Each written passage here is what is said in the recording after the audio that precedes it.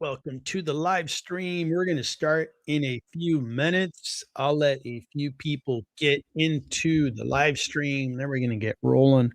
I've got a long list of stocks that I'm going to go over. These are all member requests. I've got 6 of them. ServiceNow, QXO, NET, DDOG, which I think is Datadog, SYM, GNRC. We're going to analyze all those stocks on this live stream. And if you would like me to look at a stock, I'd be happy to. Members, just put it in the chat. I'll go over it. We'll analyze each company. If you're not a member, no big deal. You could become a member. It's easy. Or you can pay a $5 super chat and we can review the stock that you're interested in. And hopefully that makes sense. I'll put the details of the kind of rule the stock request in the chat so you can refer to them. Hopefully you're having a nice weekend. It's a big weekend for NFL football. It's a big weekend for college football. College football has been really exciting with, I think, the whole college football playoff going. Some surprises in college football. Ohio State went down. Geez, Ohio State seemed so darn invincible, but Indiana is a good team. Good for them. And actually, Indiana did. They beat them earlier. Indiana beat um, Alabama, but Ohio State got beat by Miami, which was amazing for Miami, I'm sure. All right, so I'm going to keep getting some stuff ready here, and then we're going to get started. So just give me a minute or two. Looks like we got 13 people already. Thanks for joining. I've got the TV in the background. If you hear a little audio from football, you'll know where that's coming from. No big deal. Thanks for joining me and spending part of your weekend with me.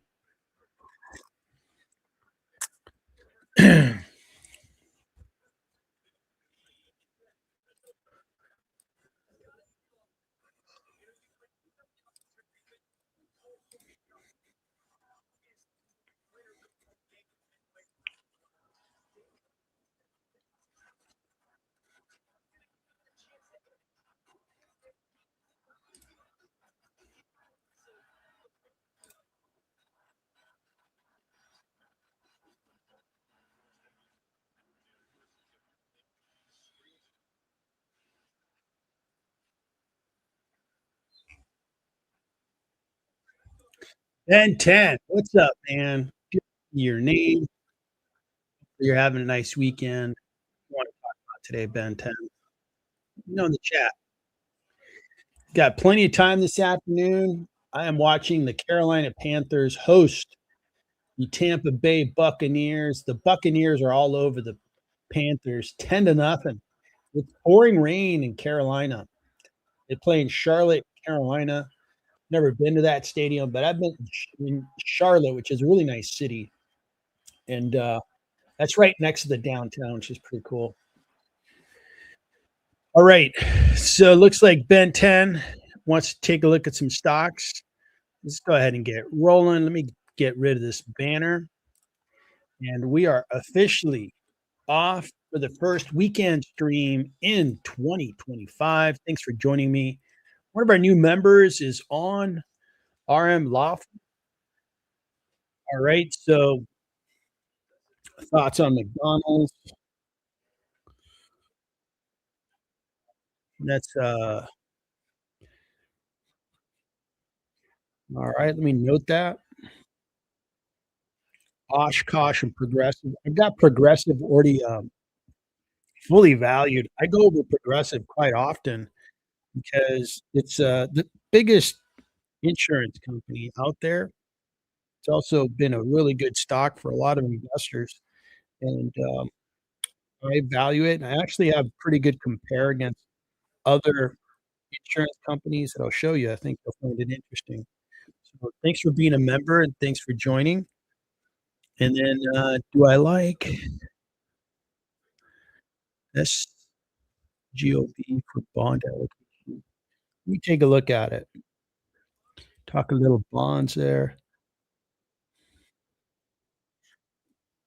Go Ravens. I gotta admit, I'm kind of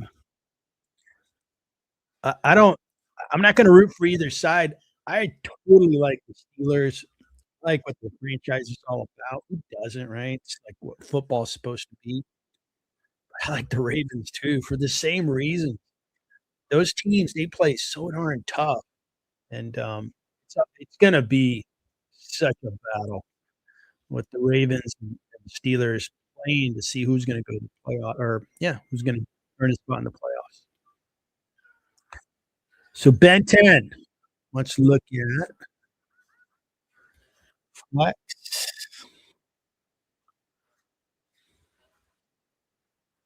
We SKT. Yeah, these are some of these symbols I've never heard of, which is great. Alright, so nice. Headed to go get some snacks. Man, this weekend for football, it's like the Christmas of sports, and it just keeps going because we get done with this weekend, and we have next weekend, wild card week, and then the weekend after that's gonna be big, and then the weekend after that's gonna be big. Then we have the Super Bowl in roughly a month. Man, good time of the year. Awesome time. F and then you wanna look at FL, MC, and PBR, and I've got PBR ready to go. If you saw the video that I put together for, um, for members, the one where picked out the 10 that I thought like the most interesting out of the watch list. Probably number 11 was PBR. It was pretty close. I was like right there from adding it, and you know, so it's a good one, and I'm ready to go on that one. All right, so Shadow Guy is in. Bo, good to see you, man. Okay, and Ben 10, you think Celsius is bullish for Q1? I think you're right. We looked at it this past week. Celsius got a lot of good things going on, so I agree with you on that. So excuse me, Bo.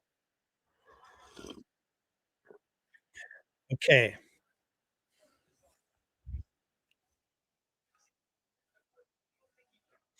Yeah, you know what? Man, I was thinking about Chevron earlier today. I would love to talk about that. Kind of fun one. What's my thought on so I'm gonna get to it. CBX. In fact, I'm gonna start with that. There's multiple reasons why. I'm gonna get into it, and then you're gonna go, "Oh, that's why he wants to talk about Chevron." So thanks for joining, Bo. Thanks for the super chat. That's really cool of you. Yep, yep. So I'm gonna get into that. I'm gonna get into Venezuela and Chevron, and we'll go from there. All right, so I've got man, this list, I don't think I've ever started a live stream with, let's see here, 1, 2, 3, 4, 5, 6, 7, 8, 9, 10, 11, 12, 13, 14, 15. 15 stocks on the list, all requested by members in advance of the stream starting and right now. So you guys are already cooking with gas here. Let's get into it. Let's get a little talk about Chevron, and I will talk about Exxon. I can talk about Exxon. Exxon's excellent. So let me get going on Chevron. And there was huge news. The US took out I don't know if he was president or the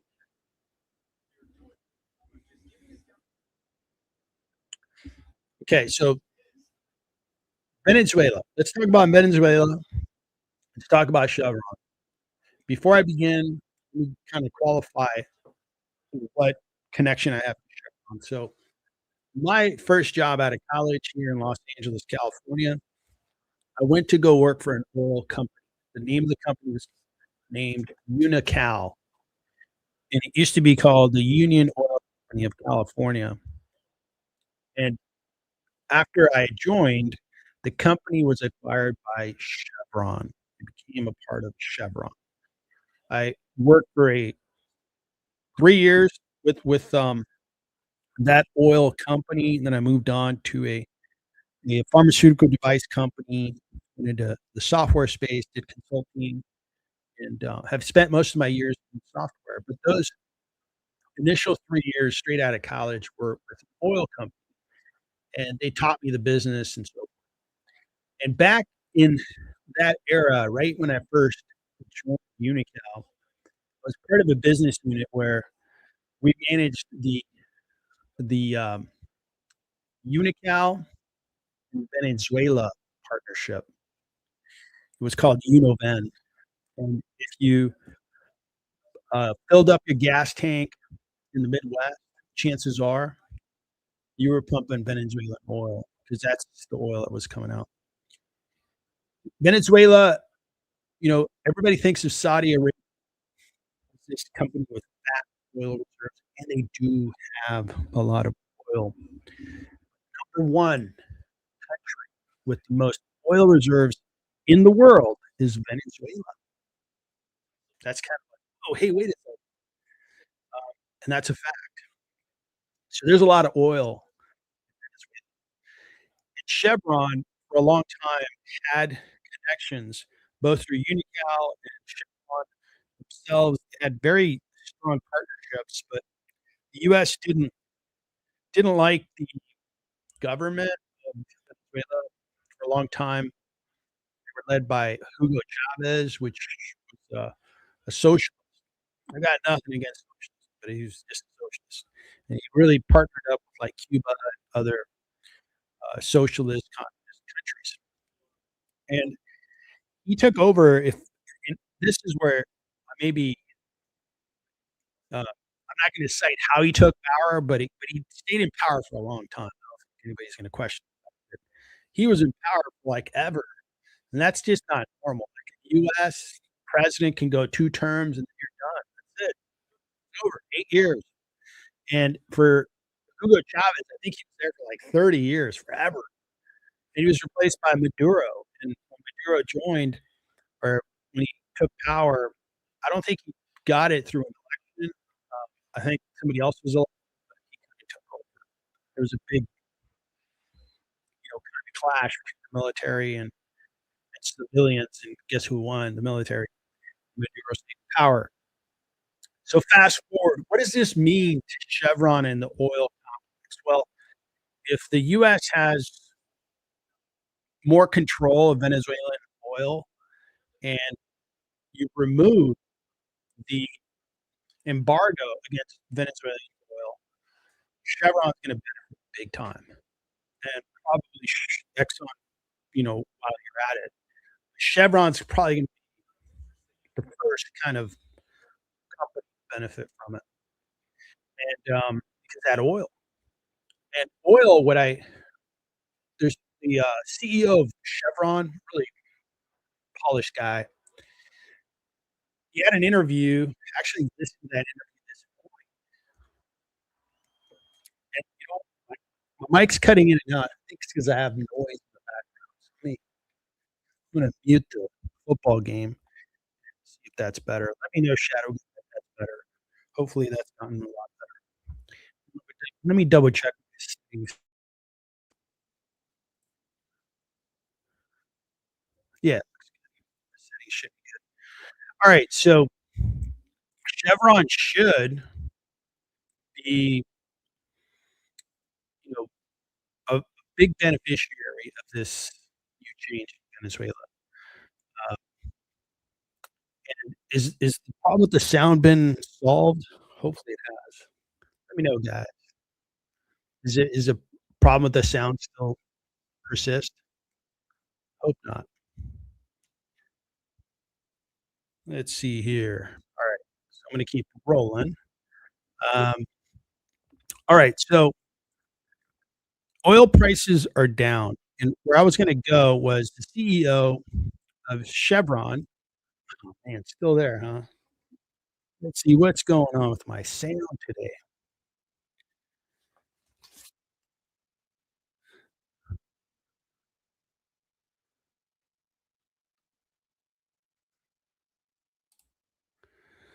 All right, let me try to switch over.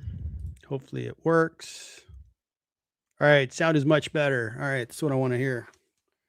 Okay. Thanks, guys. Thanks for helping me troubleshoot that. It looks like the Panthers just scored, by the way, a touchdown. So we'll see if that is better. Okay, good, good. Well, it's early in the year. Is going to be my excuse. Got to get the bugs out. um, so, do I think stock's going to go to 200? Let's take a look at it. So, first, big picture, the oil industry is going to benefit from the access to that oil. Now, in the interview that I heard from the CEO of Chevron, for at least the time that I was with Unical slash Chevron, the kind of like the line of profit or unprofitable was $60. If you're above $60 per barrel of oil, an oil company becomes really profitable. And if you're below, then it's not as profitable. The lower you go, the less profitable, to the point of that oil company is losing money. But in the interview, the CEO talked about how much more efficient the industry is. And now he believes like the break even point's $35 per barrel, because the way they extract oil now, they're so much better at it. And you have to think in any industry, they just keep getting better and better. But he said that back in the old days, you would like have a well, and you would literally have think of a straw, like when you go to McDonald's, somebody brought up McDonald's and you get a soft drink, you put a straw and then you drink the fluid inside of it, whatever you decided to have.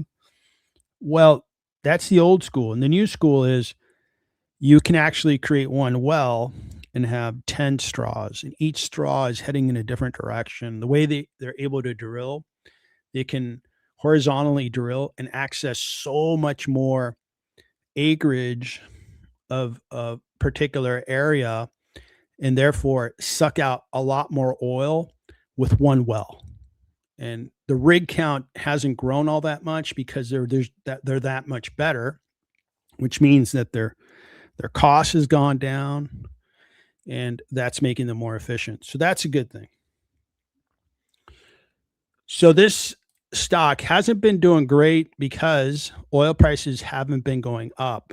Now we have this change in Venezuela. If they get that oil, they're probably going to have control of it, and they're going to sell it to foreign markets, because we have a surplus of oil now in the United States. You may or may not know that. And therefore, it's not like we need the Venezuelan oil so we can bring it to the United States to put into gas tanks of people here. We got plenty of oil. I'm sure we can bring it in and process it, maybe export it as a petroleum product. But they'd probably control it and then sell it to China, sell it to India. China and India, they don't have a lot of reserves. And I'm pretty sure China's probably really mad at the US. Like, hey, wait a second, because China was getting a lot of its oil from Venezuela. And now the US is kind of taking control. We'll see how that plays out. So for the 1 year, this hasn't been a superb winner. You look at a stock that's gone up about 7.6% up, and you get a dividend of 4%. All right, so let's take a look at my valuation and see what Chevron is priced at. And this is before the news that broke today. So before the news, I was thinking, so the trailing 12 months cash flow, growing it by 10%, that's fine. I'm going to grow long-term growth by 5%, because long-term, prospects for Chevron are going to be better. And growth rate, let's take a look at what the forecast is, or I guess was, because this forecast should not include like what just happened in Venezuela. So in 26, they're going to grow a little bit. Oil prices had been increasing a little bit, and I could totally understand that. But I think longer term, they are going to be able to grow. They're going to have access to reserves. So I would say that the profitability, look at that profit growth. That looks really good. So the profitability is going to be good, and it's going to be good for longer. So I could probably update that on my valuation as well. So 15%, I'm going to stick to 15% there. So Chevron's discounted by 43%. The discount rate, I'm going to leave it at 7.5 discount rate. I think that oil companies, it's really hard to assess and then, predict when it's going to go up in value. For example, Google early in 2005 and late 2024, I was saying that, hey, Google seems really mispriced. I think it can go up quite a bit. And it did. Google went up a lot, like 68% for 2025. And Google's different, where they kind of have a very linear growth. They just keep getting more and more people to use search. They charge advertisers more for AdWords and to advertise on YouTube and that kind of thing. Very linear. They don't depend on commodity, but Chevron does, and so does Exxon. So it's hard to predict specifically like, oh, this year should be a good year for Chevron. This year will be a good year for Chevron if oil prices go up a little bit. If they go up a little bit, good year for Chevron. If oil prices go down, it could be an okay year for Chevron or slightly a bad year for Chevron. So those are my initial thoughts on Chevron. Exxon is very similar to Chevron. They carry a little more debt, but I'm going to get rid of that difference in discount rate. This is a very valuable company. Exxon is actually bigger than Chevron if you measure the revenue. And both of these are good stocks. I carry Chevron on my portfolio. I also own Occidental. And I own EQT, which is pure play for natural gas. So it might be a long-term, good idea. The other thing that Chevron's working on that connects to the whole AI play is Chevron is installing these big turbines that are natural gas powered, and they're off grid, meaning they're not part of the public utility network, and they're going to be selling that electricity to data centers. Really good idea. So they're going to start converting that natural gas into a kilowatt and then selling those kilowatts specifically to data centers. And they'll build the power generation, near these data centers. So they're going to go to market with two big facilities in the state of Texas. They're going to be doing that. They should go live in 1 year. And that might be a new business for Chevron, by the way. So the long-term prospects look good. So that's where I sit with Chevron. It is a pretty good sized position in my portfolio. I don't go over my skis on energy because you never know where it's going to go. But Chevron is the biggest energy company I hold in my portfolio. And I own about $70,000 of Chevron. And that is about 2.25% of my portfolio. And to give you context, the biggest holding is Google. I own like $320,000 of Google or so. So that's how I hold energy. I don't go overboard on it. I like the dividend, but I'm not a big dividend investor. I'd rather see a stock go up in price and reward me with price appreciation. So that is Chevron. Big news. I was a little blown away with the news that, hey, the leader of Venezuela's out.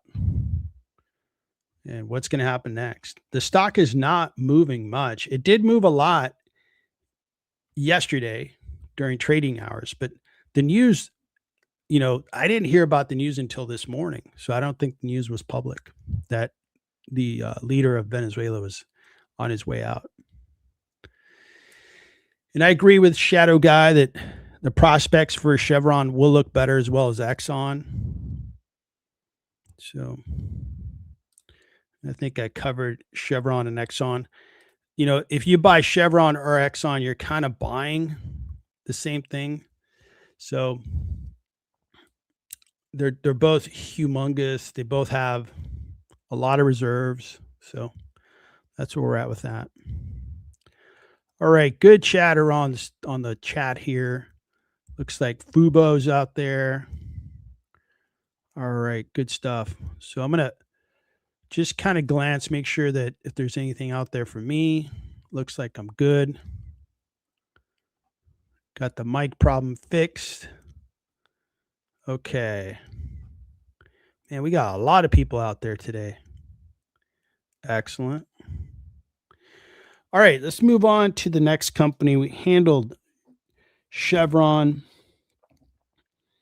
And somebody emailed me, or I think on a comment, wanted to talk about ServiceNow. ServiceNow is a software company. And yesterday, the stock market decided to sell off software companies in a big way. Look at that big sell-off. Jeez. And yesterday, the market, very first day of trading here in 2026, semiconductors, again, rallied hard, especially these storage companies, right? The semiconductor, I call them support industry, like ASML, Applied Materials, and these companies did really well. Industrials did well. Oil went up, energy stocks went up, even though oil prices had gone down yesterday, which I thought was unusual. Materials went up, and a couple of healthcare companies had a good day. Getting back to software, ServiceNow, along with Salesforce, Adobe, they really sold off, and I bought more Adobe, ServiceNow, and I will continue to buy those software stocks if they continue to sell off. These are really valuable businesses. And again, let me qualify my comments. I've worked in software for 25 plus years. So I know this business well. I know ServiceNow. I've kind of competed against them. I've competed against Salesforce and a lot of those other companies. These guys are a $153 billion market cap company. Forward PE of 38 does look a little expensive. We'll see how they're growing. Analysts have a price target of 51 above its current stock price. The 1 year doesn't look good, down 30%. And this was doing well. This was an early kind of cheerleader for AI. Their CEO is pretty, I'm going to call him a positive communicator, Bill McDermott. And he said that his company is going to be one of the big AI players because they do service. They provide service for companies to, take care of issues for customers, internal service desk for maybe PC support, that kind of thing. So ServiceNow is right at the heart of where a lot of these AI agents are going to be doing tasks for businesses, and they want to be a big player in Agentic AI. So that makes sense. So they really started to communicate that the market was buying it up. And then at a certain point, the market was like, no, we don't think that's going to happen. And it sold off ServiceNow. And it sold off Salesforce and Intuit, Adobe. I can go down the list of 20 software companies where the stocks have sold off. And the big concern is Is AI going to basically make these companies less desirable? Is it going to take away some of their market? I don't think so, especially not in the next 5 to 10 years.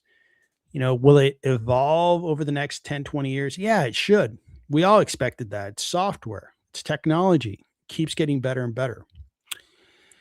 These guys have revenues of 12.6 billion, growing at 21%. It's pretty good growth. This is a pretty good sized company.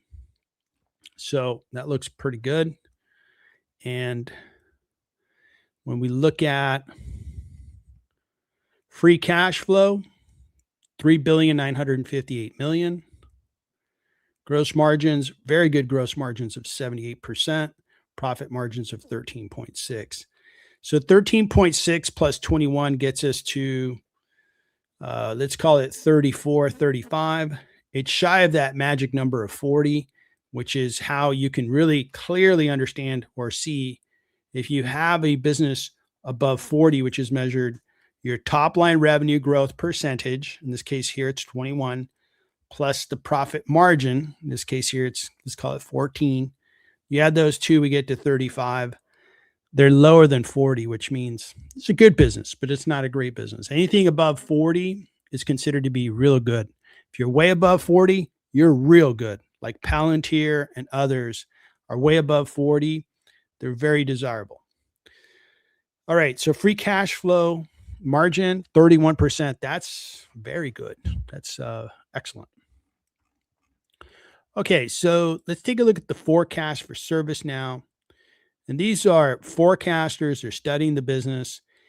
And the whole AI is going to disrupt these guys is a story, but real life forecasts with real numbers is saying the opposite. No, these guys are going to keep growing and grow to the point of becoming a $30 billion company. So they're not contracting. AI is not hitting their business just yet. Their profitability is going to go up as well. So this is looking like a really good stock, real good stock. Let's take a look at the valuation. I have one for ServiceNow. I also have one for Salesforce. I have one for Adobe. And these guys, it was updated on the 21st of December. So we're good. 26% discount. That's a decent discount. But I actually like Salesforce more. Let's see if I have it right here. Should be around the corner here. And Salesforce is discounted by 39%. So I like Salesforce. I'm buying into Salesforce. I own Salesforce. ServiceNow is a good stock. If you like ServiceNow more than Salesforce, hey, have at it. It's discounted. I think it's going to do well. But I think that I'm going to do really well with Salesforce. So I'm going to keep buying into Salesforce. So I think RM is it Laughlin or Laughlin? Asked for that one there. All right. So let's take a look at NET. Cody Redinger asked for NET. So let's take a look at that one. And NET is Cloudflare. All right. Cloudflare over the 1 year is really up 82%. That looks awesome. Now, this one did sell off. Looks like in 21, they hit a peak, sold off, and they've been rallying for 1 year. Excellent. $68.6 billion market cap. This is a company that provides security solutions. It's a cybersecurity company. The forward P is 175. Oof. That's very, very high. And analysts think there's still a 15% discount. The growth, 28%. Top line growth. It's a $2 billion revenue company.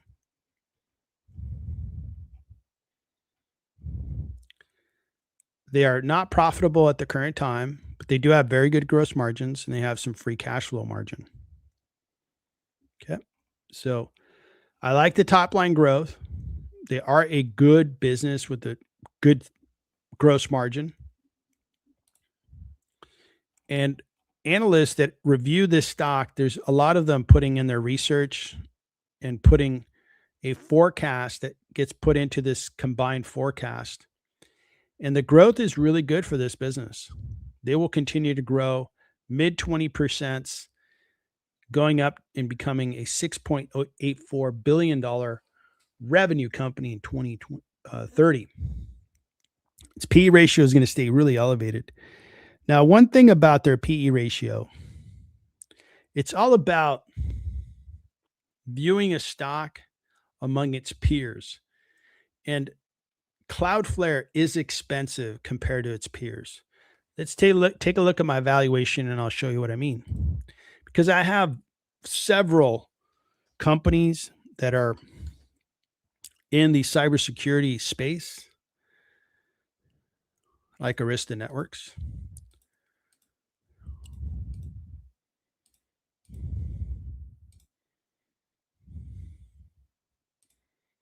And I may not have Cloudflare, but we can create it.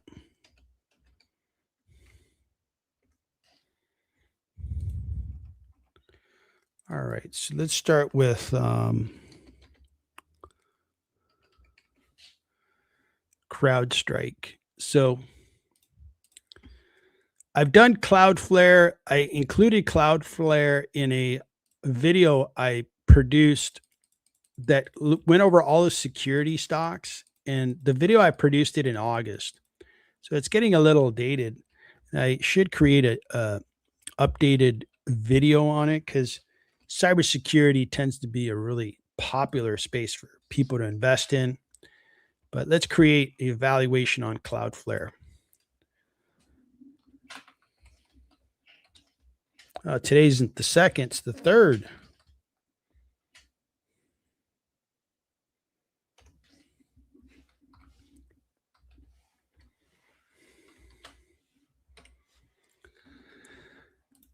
Okay, so the symbol is NET.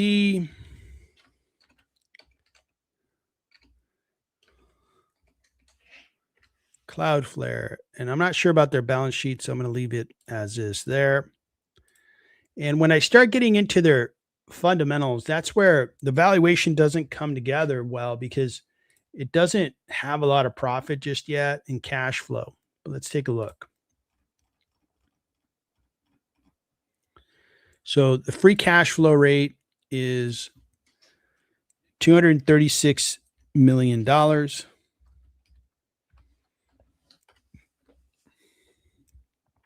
It's growing mid 20s, so I'll give them a 25% growth rate.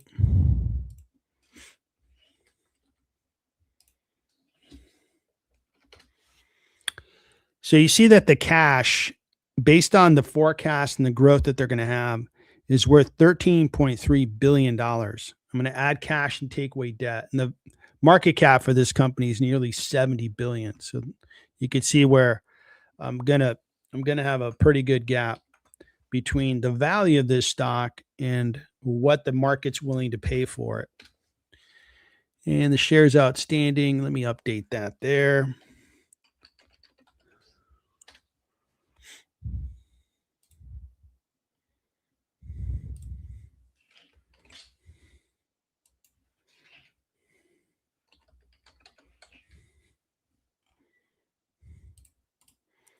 I like using these lookups, and looks like it wasn't set up there. So on cash, I just can't get anywhere near the value that it should be at.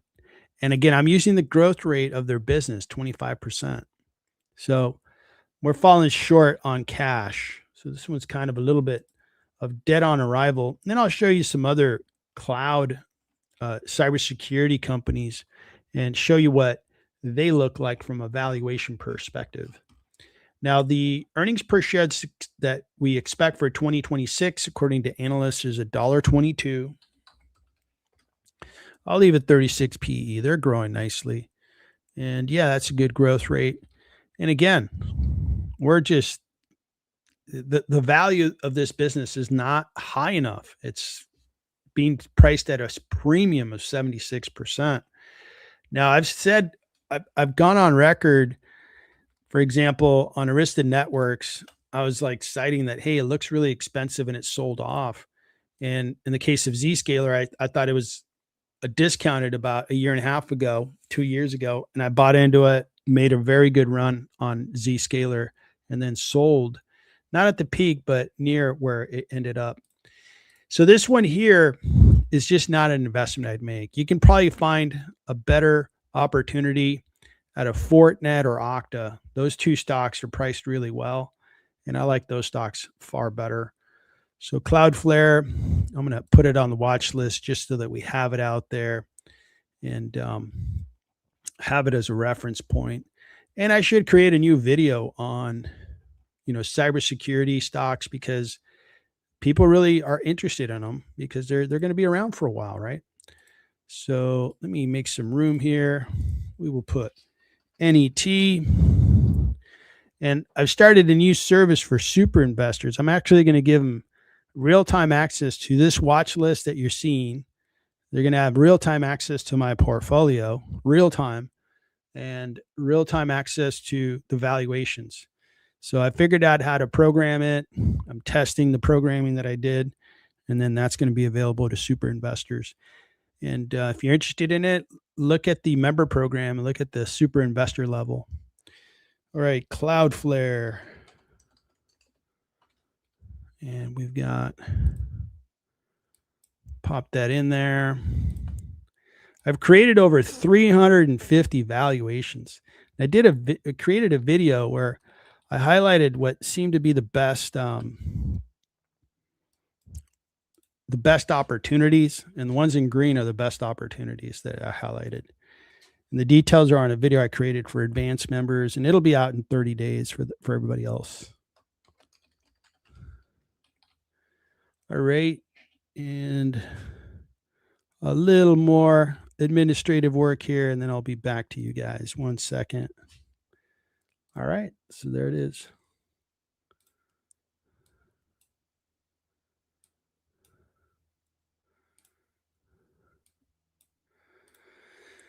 Okay, so that is Cloudflare. Not going to get any my capital. It's just priced too high. I'd rather go into some other stocks. That's why I do the valuations. It's so that we could find stocks that are setting up really well. The business looks terrific. The value is there. You're getting a discount on the stock. And in general, most of the time, you're going to see that the market will trade a stock higher, and the stock will trade to its intrinsic value, the value of its cash flows and its earnings per share. That's how Warren Buffett is invested. Bill Ackman, just go down the list. All my favorite investors, if you read their books, they study free cash flows. If you listen to Amazon, they're trying to build a business that maximizes future free cash flows for the business, because they believe that's how you truly establish value in a business. So that's what I'm trying to do. I'm trying to measure based on those fundamentals. If you go into college level finance classes, they teach you this. In my MBA that I earned, this is exactly what we talked about. We actually did portfolio management. Really interesting. And that's what I do. I create models and try to get a clearer view of what that business is worth. And Cloudflare is not worth that much. Okay, so let's drop down. Let's talk cheeseburgers. Let's talk about McDonald's. Somebody asked about McDonald's. McDonald's is kind of a safe stock. We go into recession, their stock tends to go up because anybody can afford a cheeseburger at McDonald's.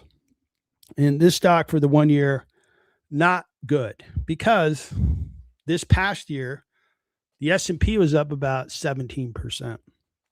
My portfolio on stocks was up 31%. I don't want 4.6% rate of appreciation. Comes with a dividend, but this isn't good enough. Over the 5-year, 41%. That's okay, but we're not out to get a participation award. I want to see 100% when I go 5-year. And McDonald's is an okay stock. A lot of people are familiar with it, comfortable with it. Market cap, $216 billion. It is one of the most valuable restaurant stocks. Forward P, 23.4. A lot of investors like the dividend. That's why they invest in McDonald's. It's an American success story. There's a movie that was made about it. And the forecast is for 5% growth on the top line, good profit expansion, very good. The stock's going to continue to do what it's done. It's going to go up 5-10%, pay that dividend. Pretty easy investment. It's not that complicated. It's also a safe stock. So if all other stocks sell off, especially growth stocks, McDonald's is going to stand up pretty tall. If you're a young investor, I wouldn't encourage you to think about McDonald's. I would encourage you to go find the next company that's going to be the next Palantir, the next Robinhood, the next stock that's going to go up 500% over a 2-year run, because those are going to expand your profit. They'll take your $10,000 and turn it into $100,000.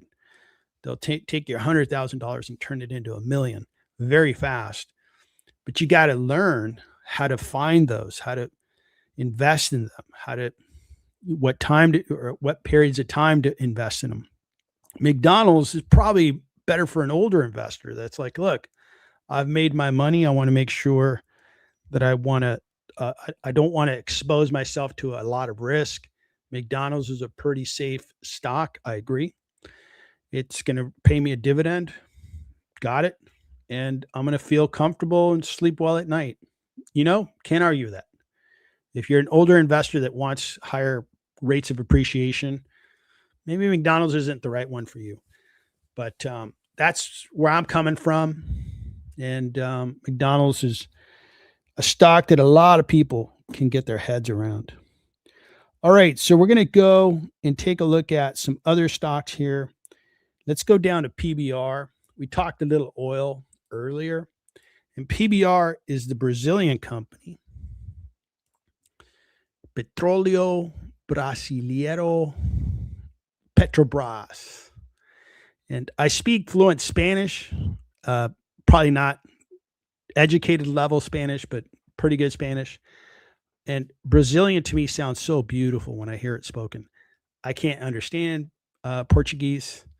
I just like to hear it. Like French. French sounds so cool when I hear it, but I can't speak French.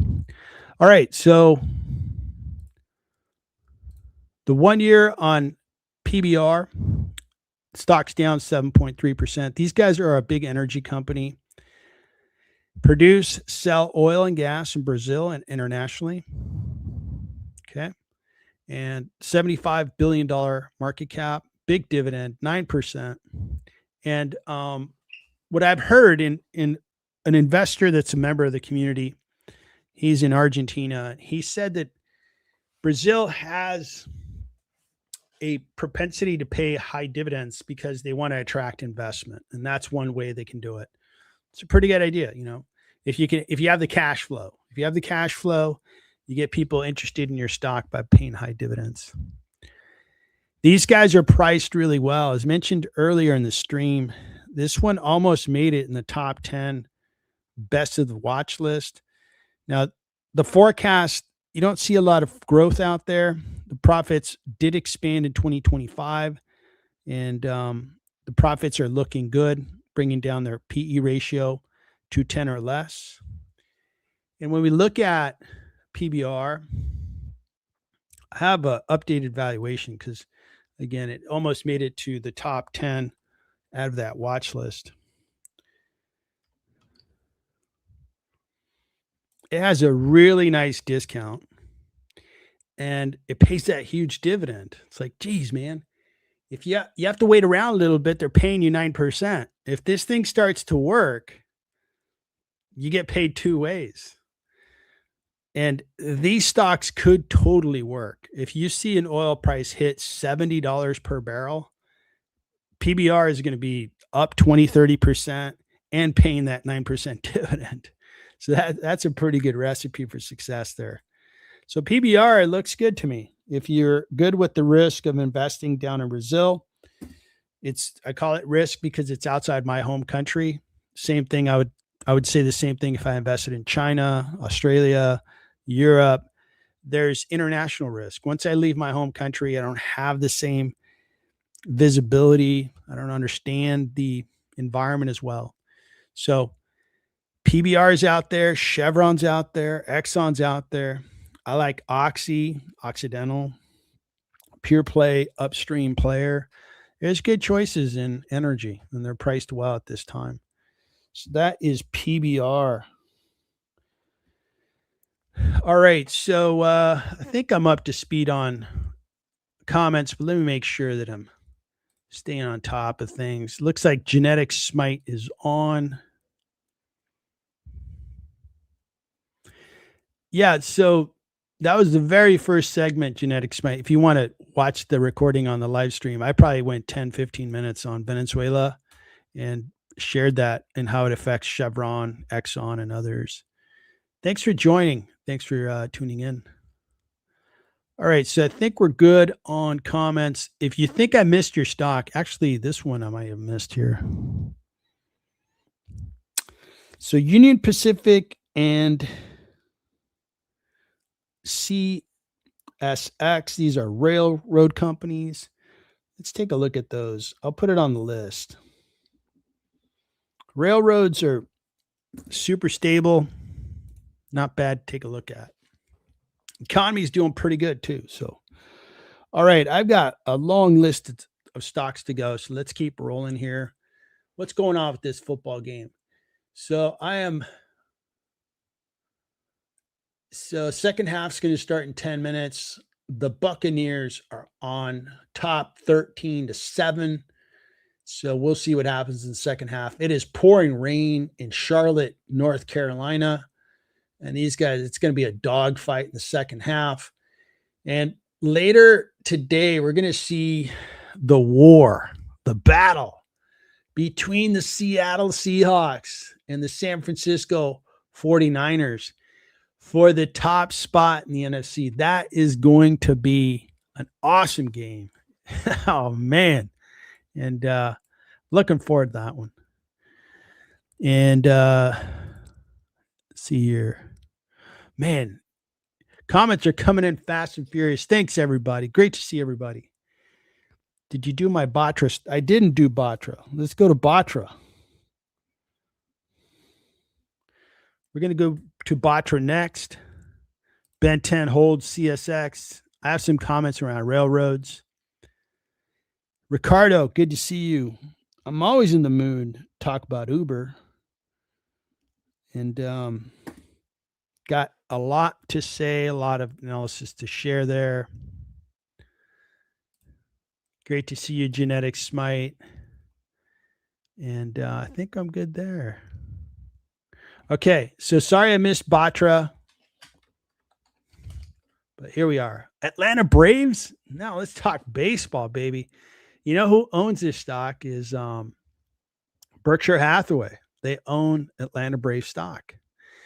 Now, I've taken a glance at it, and I think it might be interesting to own a professional baseball team. It has been a decent, investment, 72.7% appreciation over 5 years. They don't pay a dividend. The Atlanta Braves are worth $2.56 billion and plus debt. So we'll see how much debt they have. So that plus debt would buy you the team. You could be a full owner of the Atlanta Braves. And they have 62 million shares outstanding. The team is growing their revenues. It's pretty good growth, 6.6% trailing 12 months. All right. So the forecast for the business, we've got 3 analysts covering them. Let's see, the Atlanta Braves, their natural rival is the New York Mets, Philadelphia Phillies, I guess the Florida Marlins. So long as none of these analysts are rooting for those teams, I think it's a fair analysis. Nice growth. Good growth. They're expected to grow almost 7% in 2026, 7.5%, and then 6%. Their earnings per share, really high earnings per share. They don't make a lot of money. That is interesting. Okay. What kind of cash flow are we talking about here?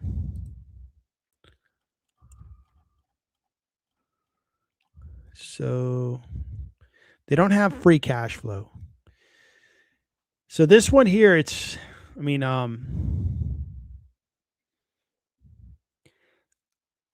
knowing what I know about professional sports, the value of the Braves will continue to go up. It's almost like gold. I couldn't value it on free cash flow because they don't produce it. I can't value them on profits because it's almost zero. But we know that, professional sports teams like the Atlanta Braves or the New York Yankees just continue to go up in value. The team that I root for is the Los Angeles Angels, and the owner bought that team for 400 million, and he bought them from Disney, and he bought them, I'm going to guesstimate, about 15 years ago, maybe 20, and now they're worth like 2 billion. So it's like, yeah, he did all right. He went 400 million up to like north of 2 billion because it just has all that value. And I forgot to check the debt on these guys. I wonder if they carry any debt. Yeah, they're carrying some debt. So you'd have to pay the market cap plus debt, in my opinion. So you'd have to pay almost another 800 million. So to buy the Atlanta Braves and say, I own the Braves and I don't have any debt, you'd have to pony up 3.4 billion dollars is what would be the price tag for the Atlanta Braves. I think they're going to continue to appreciate in value. That's what these, teams tend to do. I've never been an investor in sports. I'm probably a little too passionate about sports. Um, but I could understand somebody buying them and holding them for a long time. Um, Berkshire Hathaway owns them. So I wonder I don't think we know what their acquisition price is, but let's take a look here.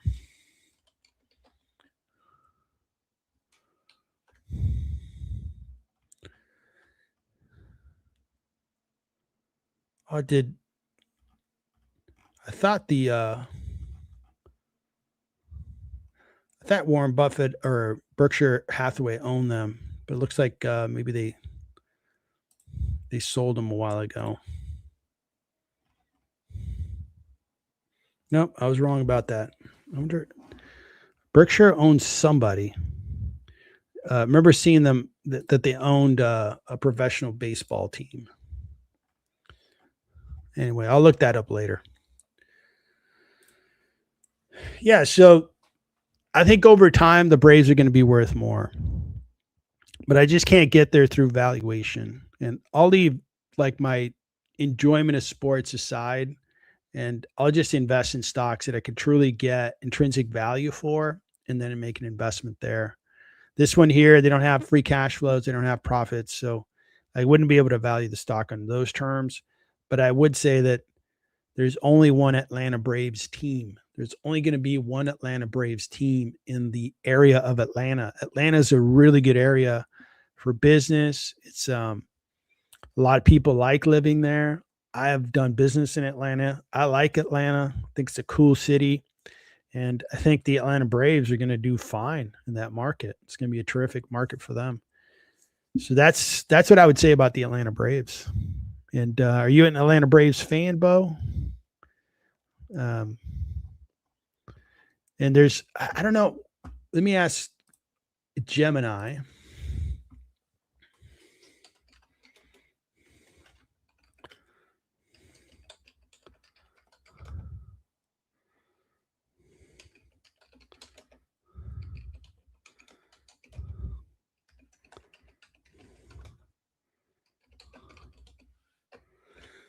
So, what U.S. teams are professionally traded, or what professional teams are publicly traded? The Braves, the Knicks, because you could buy MSGS. That's kind of more of they own a lot of things. They own the Rangers, the Knicks, and they also own venues. The Packers, while technically publicly owned.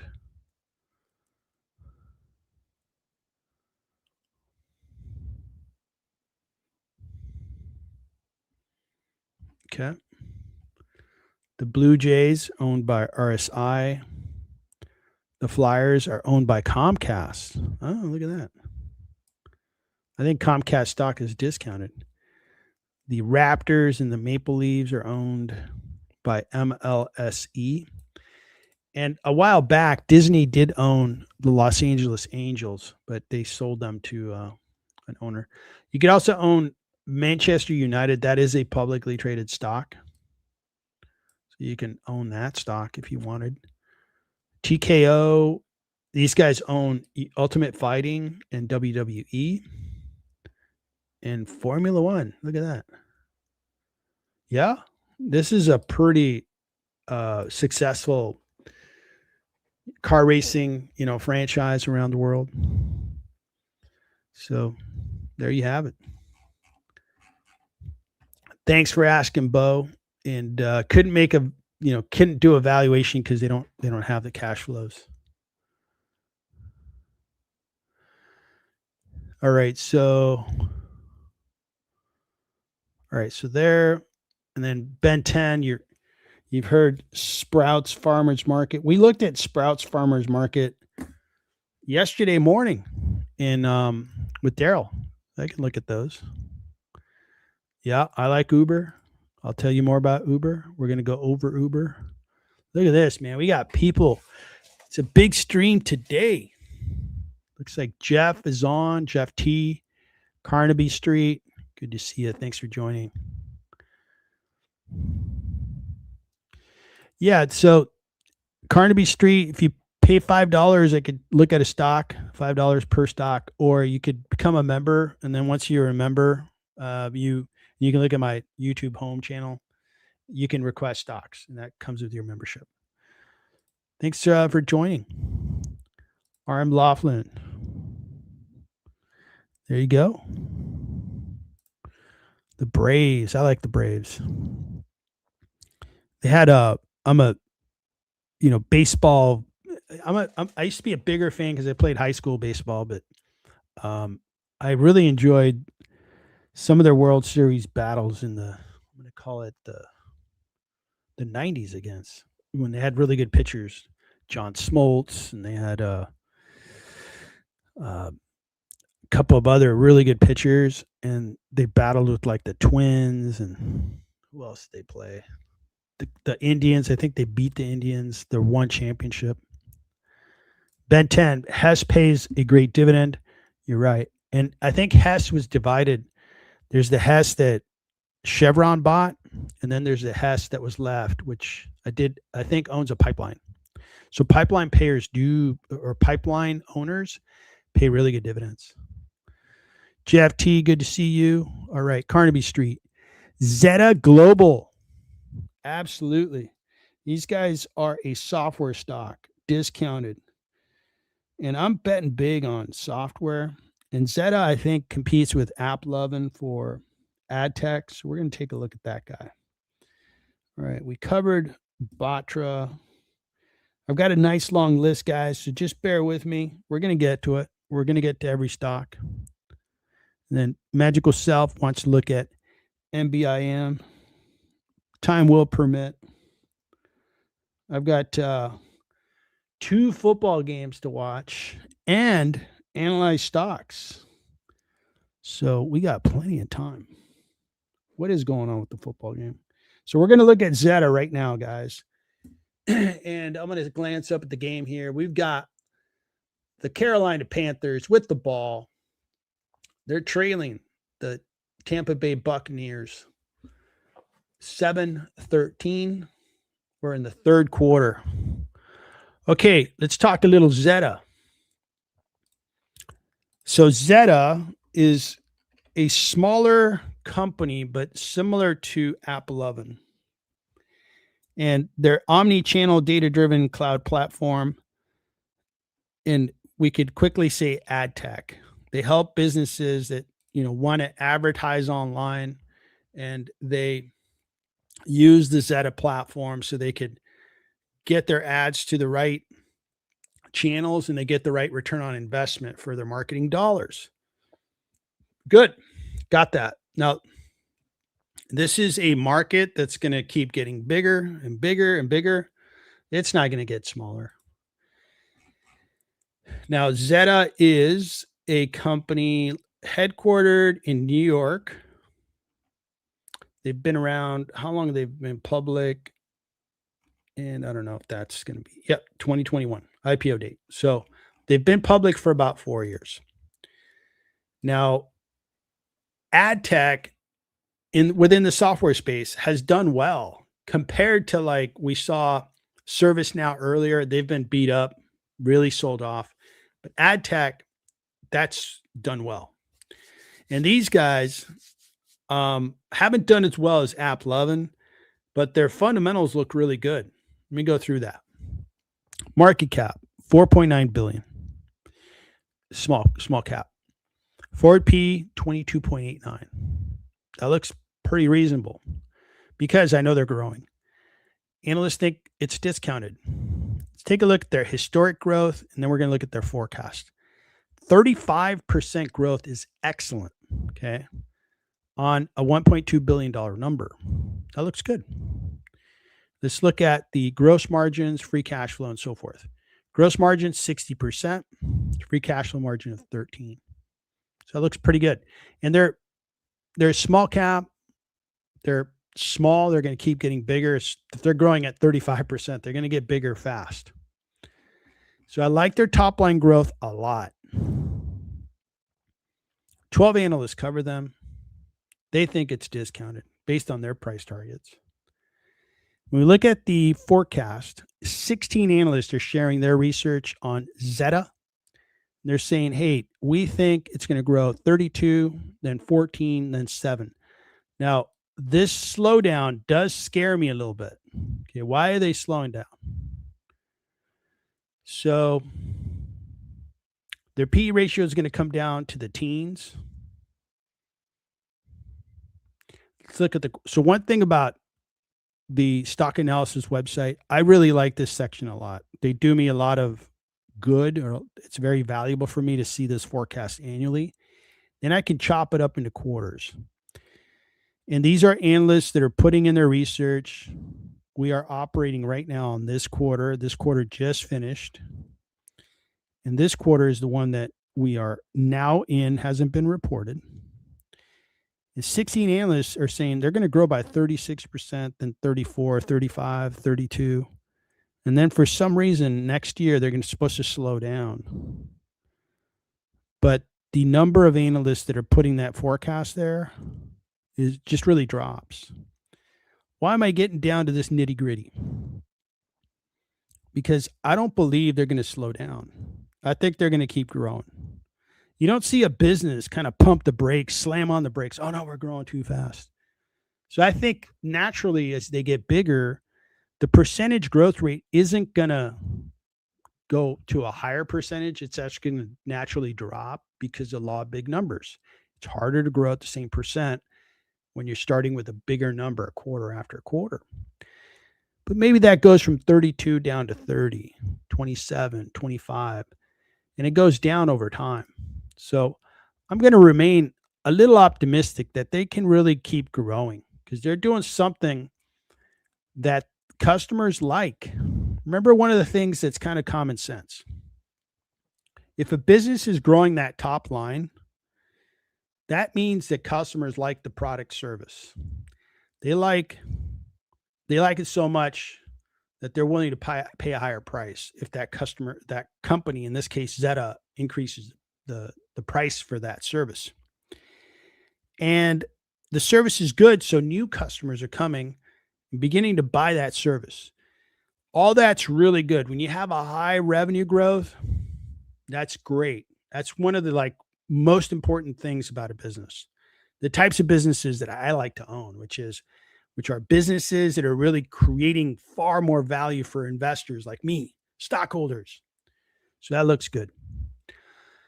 So we're going to take a peek at the balance sheet. Always look at the balance sheet just to make sure we don't have a pile of debt that's going to be a big problem. And we don't. We have more cash than debt. We have really no debt. They can write a check and pay it off. No problem. Let's get into evaluation. So I like the business. I like businesses that are growing 30% plus. It's a small cap. It isn't all bid up. So let's take a look at the valuation. What is Zeta worth? If I value the cash flows that this business produces, here's App Lovin'. That thing's been just on fire. So I last evaluated this puppy in November, but now we're here, January. Let's just double check the numbers, cross our T's and dot our I's. I'm going to reduce the discount rate. It is a small cap. When you buy small caps, you're taking a bigger risk. It's a smaller cap. Smaller caps come with a bigger risk. So that's all rational. Now I'm going to open up the fundamental data that we just went over on another screen you can't see. So I can update some of these numbers. We can see what is Zeta worth. Right now, before I make any changes, it's discounted by 41%. I don't think there's going to be any changes. Free cash flow. Let me double check that number. Free cash flow for the trailing 12 months was $159 billion is noted here. They're growing by, I'm growing that by 25% because I'm thinking forward. Remember how I was seeing current year is growing by 32. You know what? I could probably increase that to, well, I'm going to keep it at 25% growth for the next 4 years. I think that's a solid number. I'm going to stay there. And 5% growth because they're in a fertile market. We're good. So this valuation's good. It's discounted by 47% if I look at the value of Zeta based on its free cash flows. Now let's take a peek at earnings per share. And these are earnings per share forecast that analysts have put out there. They think it's going to be 99 cents per share. That number has gotten a little better. PE of 25. I mean, I can go 36, but I'd rather be careful. And this I can change to 20%. So Zeta is a discounted stock. But as is the case in the stock market, you get choices. This is a terrific choice. I like Zeta. It's just a small cap. App Lovin's been just an awesome stock. I own App Lovin'. I've owned other stocks in this space that didn't do so well. We're going to look at Zeta. And we're going to add App Lovin'. And what are some others out there? The Trade Desk. Those are the three that I'm going to go with there. Okay. And when we I'm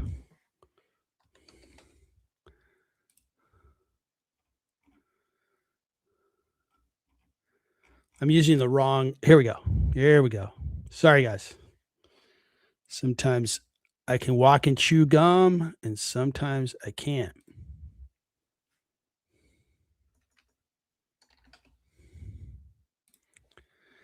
Okay, so these are the three stocks: Zeta, App Lovin', a Trade Desk. Over the 1 year, App Lovin's really, really done well. It's up 76%. Zeta's up 7%. Trade Desk has really been under pressure. And it's not where the stock's been, it's where it's going. Zeta has a better discount looking forward. It's a solid, solid stock. I mean, could I switch horses and go from App Lovin' to Zeta? Totally. I could totally see that because App Lovin's priced pretty high. App Lovin's growing really well, but I could totally see myself switching over to Zeta. I think Zeta's looking really good. So now the setup for the stock, it was pretty low here. You see that Zeta did catch like a lot of investment in 2024, and then it really sold off, which is a big surprise. And it's been kind of, establishing a nice appreciation run. So it's not a bad time to look at it. It's looking good. I like everything I'm seeing on Zeta. Valuation's good.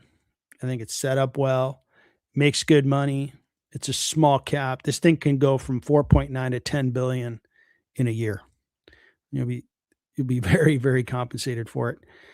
It's a small cap, so it could be ignored as well, which is one of the things that's frustrating about small caps. But this one here has really good bones to it. It has really good fundamentals. And that's my analysis on Zeta. Really solid business. And thanks for sponsoring that super chat. Please come again. Really appreciate Carnaby Street for sponsoring the super chat on Zeta. And I hope Zeta really rallies because it's got everything there. And if it starts rallying, and let me tell you, I'll be one of the first ones to jump on the train. I have seen that AppLovin as well. It's had some pretty harsh days in the rear view mirror here. So you see AppLovin, how it's really sold off. So it's down while Zeta's been cranking up. Look at that. That's not bad. It's not bad, Dad. So maybe Zeta's got to be a buy stock to consider for myself. Let me make myself a note there. Note to self. Take a look at Zeta. Might be a good switch and switch out my AppLovin capital for Zeta. And that'd be in the same space. Take a higher risk with a small cap. But AppLovin's up so much that maybe it's priced a little too high. And Zeta's going to start taking a higher run at a bigger valuation because AppLovin's a big cap. It's like not a small cap anymore. It's a big cap. It's what is their market cap? 209 billion. And then you got Zeta at 5. Okay, Zeta can triple in value, be at 15 billion, and still not be anywhere near the AppLovin valuation. The reason I point that out is a company gets more successful and bigger, it's harder for them to make these outrageous appreciation runs. So Ben 10, he's all over Zeta. The 50-day, 200-day moving for Zeta is bullish. Man, we're all over Zeta. Magical Self. Did we already note those? Yeah, we already noted that. All right, let's keep rocking here. We got a long list of stocks to go. We've been streaming here for 1 hour and 17 minutes. We had some audio difficulties at the beginning. Thanks for telling me. Michael Anthony.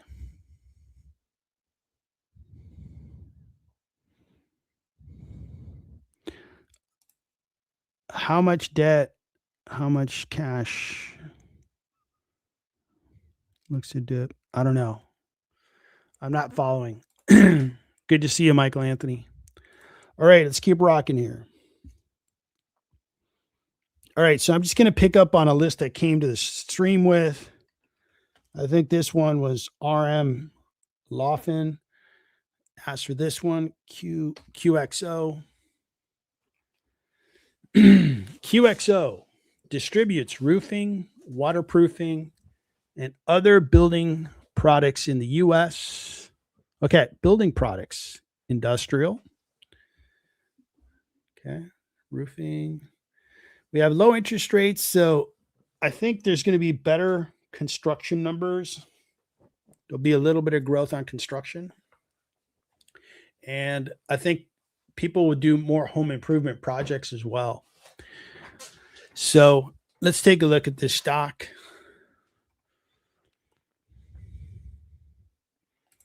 Take a look at their website real quick.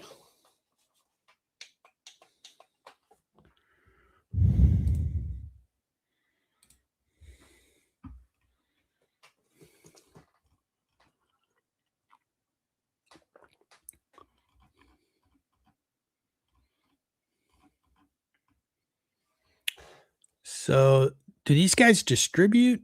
Because these are full-blown roofing material companies. So these guys, QXO, residential, siding, commercial. Okay. Okay. So this is like a distributor for all these products. Okay. And a long time ago, Tamco, these guys were headquartered in Joplin, Missouri, and I had the pleasure of meeting with them. This is like 25 years ago. No, not 25 years, 21 years ago. Really nice people. Really nice town too, Joplin, Missouri. Okay, so distributor of building materials. Okay. Market cap 13.3 billion. The 1 year up 24%. 5 year, man, that looks pretty tragic, risky. What happened here? They went up in 24, then crashed down. But the 1 year looks good. They've been kind of building a nice appreciation run.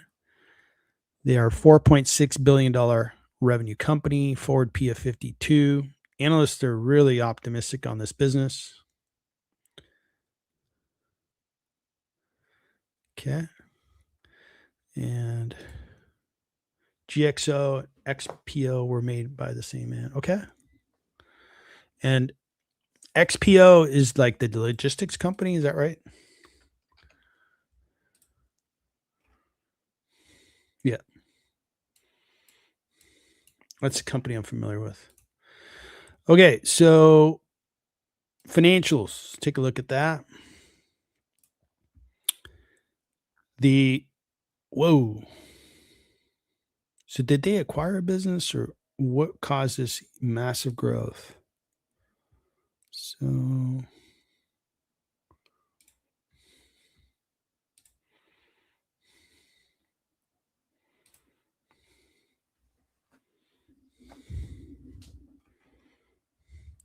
So something that isn't kind of lining up for me is if their revenue just went through the roof, pardon the analogy there, roofing material.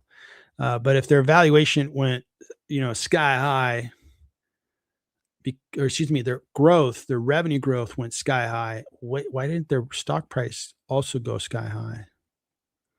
So here's the corporate overview.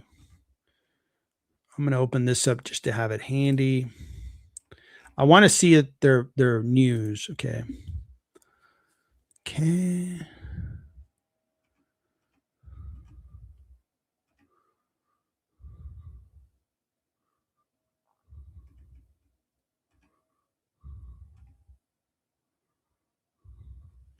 So proposes to acquire GMS.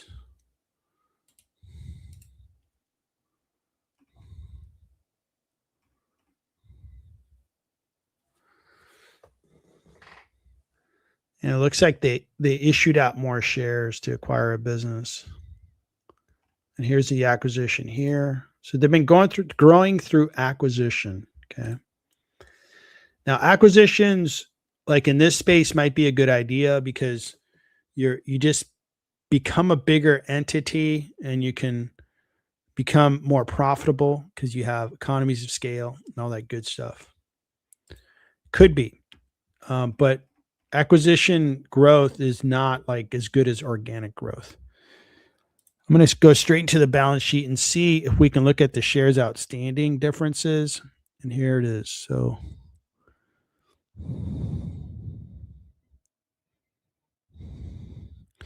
you see this paid in capital. So it went from 4, and this is in millions. Yeah. 4.5 billion to 9 billion. And paid in capital is basically you sold shares, the par value is almost zero. You see this comment so back in my accounting education, this is like way back in my young days, we went through the accounting here. I graduated in accounting. And the par value is almost zero. So when you see the paid in capital, that's paid in capital in excess of par value. So they created roughly $4.5 billion of liquidity by issuing stock. That's how they acquired these businesses, which now answers my question, which was if they gotten that much bigger, why didn't their stock price like just crank up? Well, it's because they've been issuing out more shares of their stock. And if we look at their shares outstanding, I'm sure it's somewhere here on stock analysis, you would see that their shares outstanding has basically doubled over 1 year.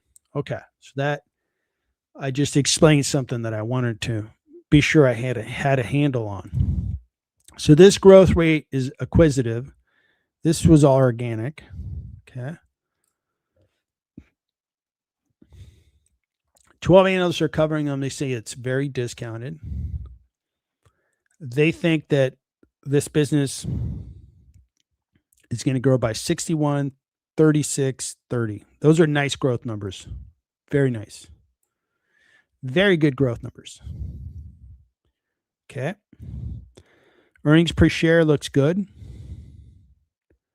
Bringing down their PE ratio over the course of time. In about 3 years, it's going to have a PE ratio of 14. So I like the numbers. Let's take a look at the balance sheet. Make sure we don't have a bunch of debt. We have $4 billion of debt, 2.3 of cash, net debt of 1.65. See this debt to EBITDA number? It's very high because it's taking this number. It's still very high. So the company has issued out debt. We saw it on their balance sheet here. So this is preferred stock that's debt that they issued out.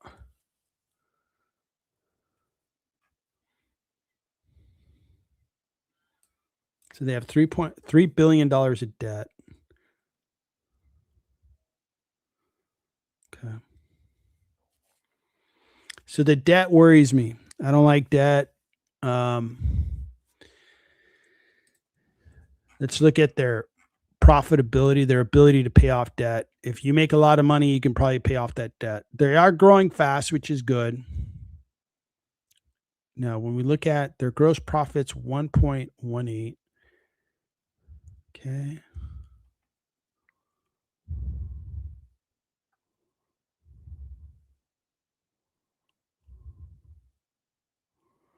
And EBITDA is going to be this number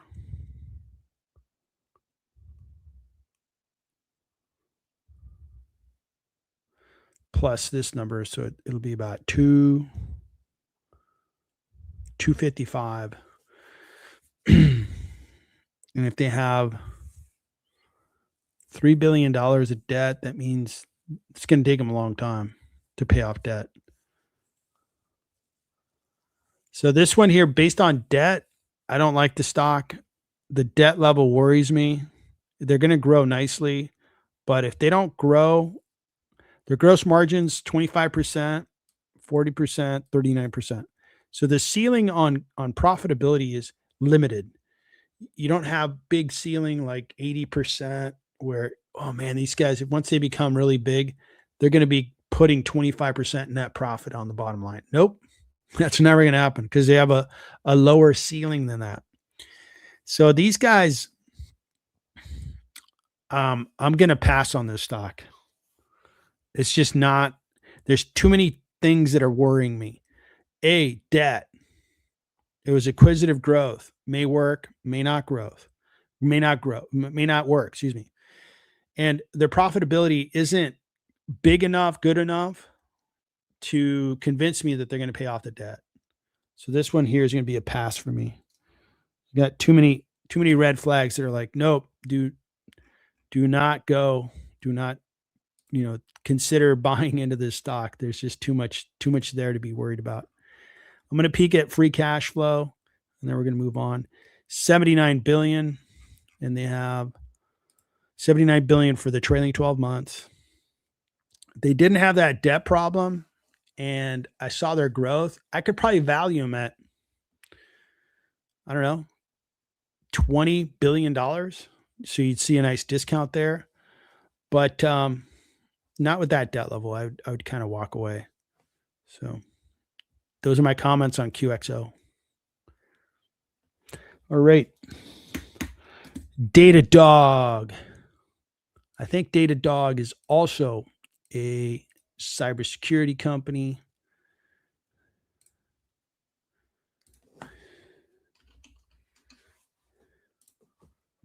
So Datadog. Yep, security. 1 year down 6%. For at times, this thing's just been really moving higher. Like the period from 23 up to latter parts of 24, you went from a stock that was south of $75 a share and then north of 168. Whew, that looked beautiful. But over the 1 year, it's not as nice. Almost $47 billion market cap. And we've got a forward P of 60, price target 43.5% discount, according to what analysts are thinking. These guys are growing nicely at 26%. Very good growth. Consistent too. You see that growth. And they're getting pretty good size, 3.2 billion. I don't know that I have a valuation on Datadog, but I should. Meaning that I'll probably create one if I don't have one.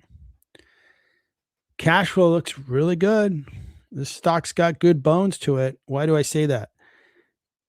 What I think is a company that gains my confidence is a company that shows that it's growing a number year over year. Look at that growth. So what do I expect is going to happen next year? They're going to be at 1.1, 1.2, and then the year after that, 1.3, and then the year after that, 1.5. Because look at that, they've proven to be a compounding machine. So that looks really good on cash flow. I love those gross margins. We just looked at it, that industrial stock, QXO. Margins were at 25, low ceiling. 80% high ceiling. So that's a really nice high ceiling. They're beginning to be profitable. Look at that cash flow. Whew, that beautiful cash flow number. So these guys are cranking out cash. Looks good. Let's take a look at what the forecast looks like. We'll double check the balance sheet. And I'm just glancing at the game here. Looks like the Tampa Bay Buccaneers are still hanging on to that lead. They are driving. They are already in Carolina Panther territory, trying to get in field goal position so they can go ahead by 9 points or score a touchdown. Now, Datadog is growing nicely. You know, these numbers that Datadog has got on paper here look pretty darn good. Very good, solid numbers. Solid numbers. Growth. Bigger. So this is a good looking company, good looking stock. Okay. All right. So I like those numbers. Let's check that balance sheet. Make sure we don't have a big pile of debt that's going to keep me up at night. Debt, 1.28 billion, but they got 4.14 billion of cash. No debt. And Ben 10, you want to look at FLNC. It's on the board. All right. So we got no debt. I'm liking a lot of things that I'm seeing with Datadog. I think it was Cody Redinger asked for this one here. Do I have Datadog? I don't think I have Datadog in here. No, we should create Datadog. There's too many good numbers there not to have a valuation. Come on now. We got to have a valuation for Datadog. Got to put that sucker in a model and see. Is that thing worth considering? Because the numbers look pretty darn solid. The stock's kind of been sold off. Is opportunity knocking on our door? Is it saying, hey, this stock's going to go up 50%? You want to be a part of it? I want to be a part of something like that. We got to do our homework first. See what we're really faced with. So this is Datadog. So the balance sheet was super solid, so I'm going to leave that 7.5. These guys had a beautiful free cash flow number. I'm going to open up a screen you guys can't see so I can refer back to that fundamental data that we looked at together. And their free cash flow number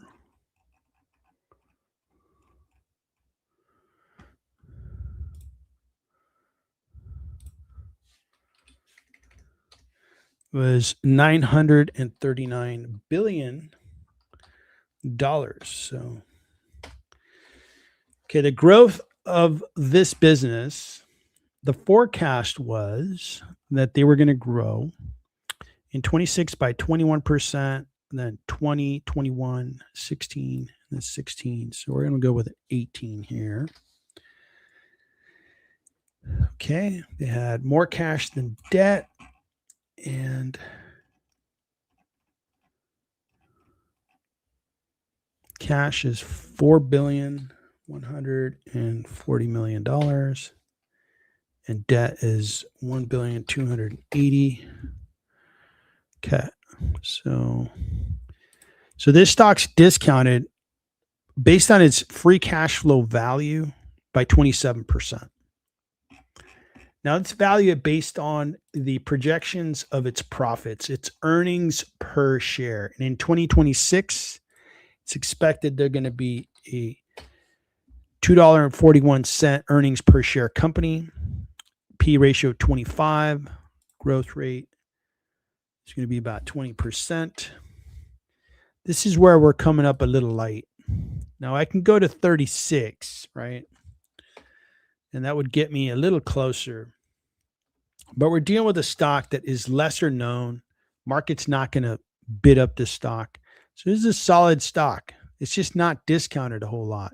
That's why I do the numbers, is that I know, okay, how's this looking? Well, Fortinet, I can buy Fortinet at 40% discount. Why is that worth more? Well, let's zoom in here. So Fortinet has a market cap of 57 billion, where Datadog has a market cap of 43.5. They're not that far apart, maybe 10, 20%. But the free cash flow, Fortinet produces more than twice the free cash flow as Datadog. So it's worth a lot more than this other company. So I'm going to stick to my Fortinet investment, but I'm going to track Datadog, because if the market keeps selling it off, or if maybe Datadog comes out with their earnings, really keeps ramping up their free cash flows and their profits, I want to be aware of that. I want to know, hey, what's going on with Datadog? Are they going to keep making themselves more valuable? Because I would like to be a part of the business if they're going to crank up their stock price. But for now, I'm just going to track it and put it on this watch list. Well over 350 stocks on that watch list. And it's becoming a really nice asset to, do all this analysis over the last couple of years on live streams, on member calls, individual work that I've been putting into this thing. It's really been an effort. And now this data set has really become valuable, because we could look at multiple companies within the technology, look at the discount rate that we have on that company, and really see, what is a good looking company versus just an okay company. Now Datadog is in the mix. Put Datadog in there. Thanks for asking about Datadog. All right, let's keep moving on this list. I think I had. So here's what I've got. SYM, GNRC, Oshkosh, Progressive, SGov, Flex, SKT, FLNC. I had it on the list, by the way, Ben 10. I had it on the list. I put it on there again. Uber, SFM, Sprouts Farmers Market, MBIN, and OZK, and UNP versus CSX. So I'm going to keep going on the list. You guys hang tight if you're waiting for a stock. We just have a lot of people here. So disregard FLNC. It's been disregarded, sir. All right. So let's keep moving here. So Big Bear AI. Yeah, we can look at that. I've looked at Big Bear AI. All right, so next one, SYM. Let me keep that one around a little bit longer. Symbotic automation technology company develops technologies to enhance operating efficiencies in modern warehouses. Okay.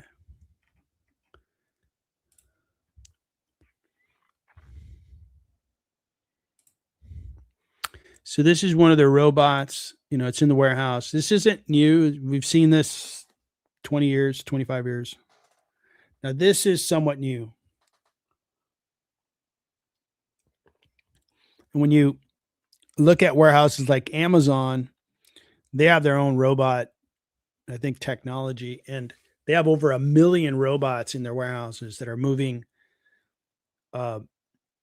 items from one part of the warehouse to another, and it helps bring down the labor costs in the warehouse. So this whole area is going to be a growth area for warehouses. That way they can become more efficient and lower their cost. Let's see if these guys are classified as an industrial. 1 year. Wow. These guys have really been cranking. So the stock's really bid up. This is probably physical AI related. Okay. $38.9 billion in market cap, revenue $2.25 billion. So you're paying about 15 times revenue. Forward P is really high at 143. Stock's gotten expensive. Now they're growing, but I mean, we've seen a couple stocks today that are growing in the 20s. So it's not like super special, like, oh, 25%. You're the only company. Nope. We've already seen 2-3 companies that are growing 25% on this stream. And there's 100 of them on the stock market. So it doesn't look all that incredible from a growth perspective. $2.2 billion of revenue total, growing at 25%. So this line here should be a line of concern. The gross margins are really low. The stock is being bid up. Everybody's like, oh, physical AI. Man, they're going to be like so big and so successful. That's great, but they don't make a lot of money. Their gross margin, the ceiling on their profitability is 18%. They can't make above 18%. You still have to make the product, deliver the product, pay the people to make the product. All that cost is still in the product. So just not a very good looking stock at all. So it's losing money. It has a inconsistent. Remember that company I saw? I think it was DataDog. Really nice, smooth numbers. The numbers just kept growing over time. These guys, it's very unpredictable. Positive, negative, positive, negative, positive. Well, I guess we're going to go to a negative. And what do you forecast? How do you forecast the next 5 years? I'm not seeing a consistent trend here. So this one here is being bid up. It's like a meme stock. And short term, this thing is really catching everybody or some investors' attention. Hey, it's really going to be a AI stock. It went from 16 to 56, then went from 56 down to 17. Bet that was a fun ride. And now it's going from 17 up to 64. Last 30 days has been pretty rocky. This stock, this company is not worth very much. If you value the free cash flows, first, it's going to be hard to determine what cash flow do I use. Do I use the trailing 12 months or do I take an average, which is going to be really low because I'm averaging in some some negative numbers? It's a risky stock. On profitability, you're paying a very high dividend. Sorry, you're paying a very high PE ratio. In 26, you're paying 98, 63, 75 for a very low margin business. It's this is not investable for me. It could go up another 50% in the next 3 months. It could go down 75% in the next 6 months. And both can happen, by the way. This is a very volatile stock. It's not a stock that's priced on valuation. It's a stock that is a meme stock. It's been moving up because people have been buying it thinking this thing's going to be, it's going to go up because it has been going up. But you saw the chart itself. It tells you this stock could have really, really bad sell-offs. It doesn't have good bones. It doesn't have good fundamentals that could be like a framework of keeping this stock in a continual compounding chart. Like it just keeps going up in value. This one here would be a total pass for me. It's super risky. And we could be sitting here a year from now, and this stock would be down at $10 a share, $20 a share. It could go up to 90. But I happen to think that over the next 3 to 4 years, this will go down to $10 to $15 a share. It just is not going to be a stock that's going to continue to go higher. It doesn't make a lot of money. It actually makes very little money. It creates a technology that's been around for like 25 years. They just call it physical AI. I mean, we've had these robots in the warehouse for a long time. Amazon has over 1 million of them in operations. They didn't install them last week. They've been using them for 10 years. This is like old news with a new label, AI. So Symbotic is a total pass for me. GNRC.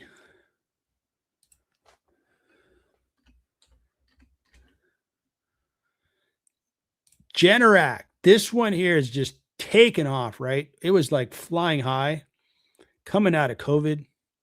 Everybody needed a generator. Why were they so high behind COVID? I don't know.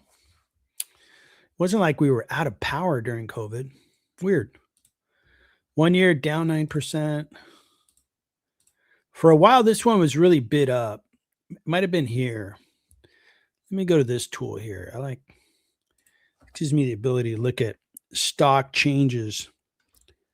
This one here for a while was just too expensive. 1 year. So this is what I like about this tool here is you can see that from here to here, it went up 82.94%. It's up here if you watch this number here. So from here to here, up 90%. And then from here to here, down 30%.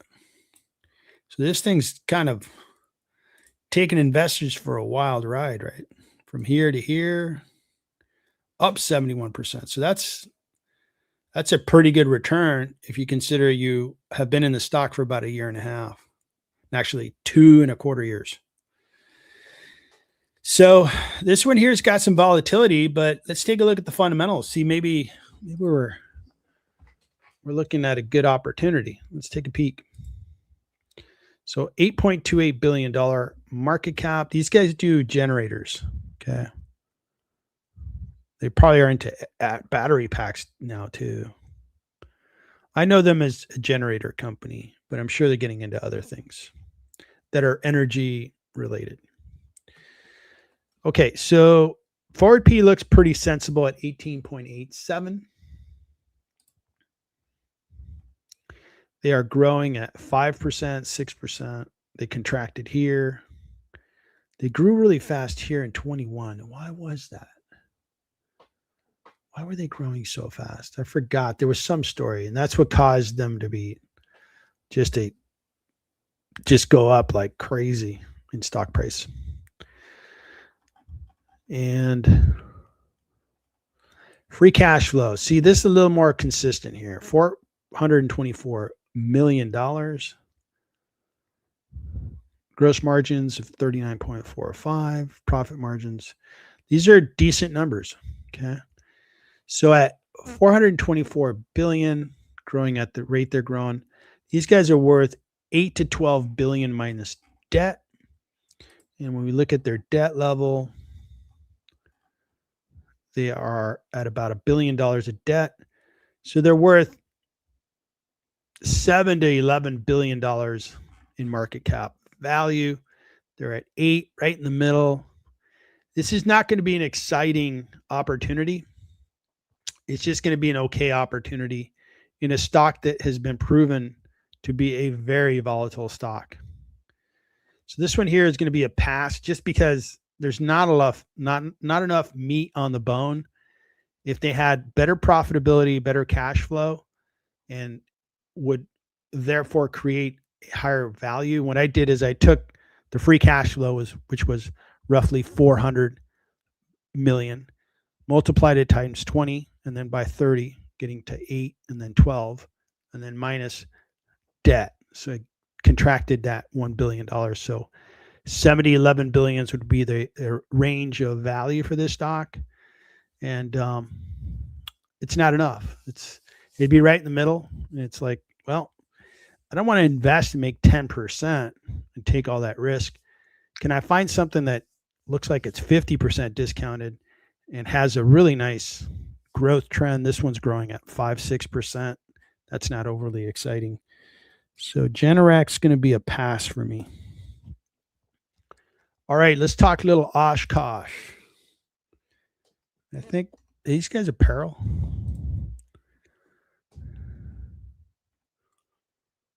No. Oshkosh provides purpose-built vehicles and equipment worldwide.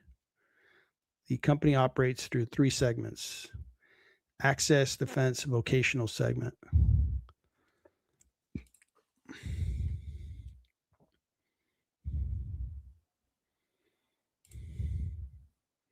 Okay, so this is what they do. Equipment.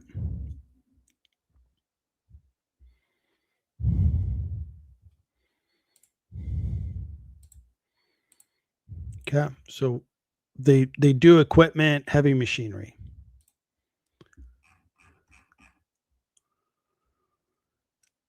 $8.36 billion market cap over the 1 year, up 39%, 5 year, up 53%.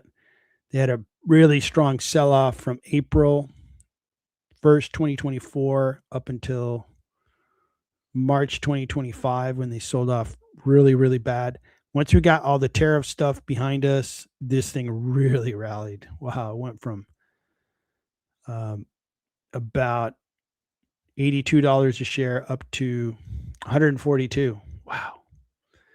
Now, last month, been volatile, up a little bit in the last month. The business hasn't been growing trailing 12 months. They've actually contracted a little bit, 2.5% contraction. Other years were good. 23, 24 looked good. Looking at the quarterly, 3 consecutive quarters of contracting revenue. That's not good. It's like, what's going on? You're not selling your equipment. Are you going to keep contracting? What's going to turn things around? Their forecast will be important to look at. Now, these guys have had cash flow go up and down. They had a really good year in 2021. And then the other years kind of been kind of trending down, and now they're trending up a little bit. Gross margins are really low. And these businesses, they really earn their profits because they don't have a lot of margin to play with, and their net profit is 6.45. Free cash flow yield is 7. So these numbers are not like really desirable. The reason technology stocks are at the top of the valuation, the biggest caps, is because they have big margins. They make big dollars, big money. So that's why I tend to lean in that direction because, hey, that's where the valuations and the wealth creation happens. These businesses have been around for 100 years and they really compete. They have a lot of competition. They have to put a lot of materials into their product. They have a lot of labor into their product, and it really makes profit go away, makes cash flow go away. And that's not good for an investor. Looking at their forecasts, will these guys be growing in the future? Well, according to analysts, 19 of them, they're going to grow single digit and then kind of hit a plateau in 2 years. So that growth isn't overly exciting. Their PE ratio is dropping into the single digits in about 2 years' time. Okay. And so their market cap. So this stock is priced well. Let's look at their balance sheet. See how much debt they carry. They carry about $1 billion of debt. Debt to EBITDA is fine. These guys could be priced at 20 times free cash flow, which is going to be 15 billion minus 1 billion for debt, $14 billion. So this stock is discounted. And if you sense that, you know what, they're going to have a good economy ahead of it, I think they will have a good economy, low interest rates. This could be a stock that performs well. It has a low PE. And if its business is forecasted to do well going forward, this could do well. I think it's discounted. Progressive Insurance. Let's talk a little insurance. Progressive is one of the bigger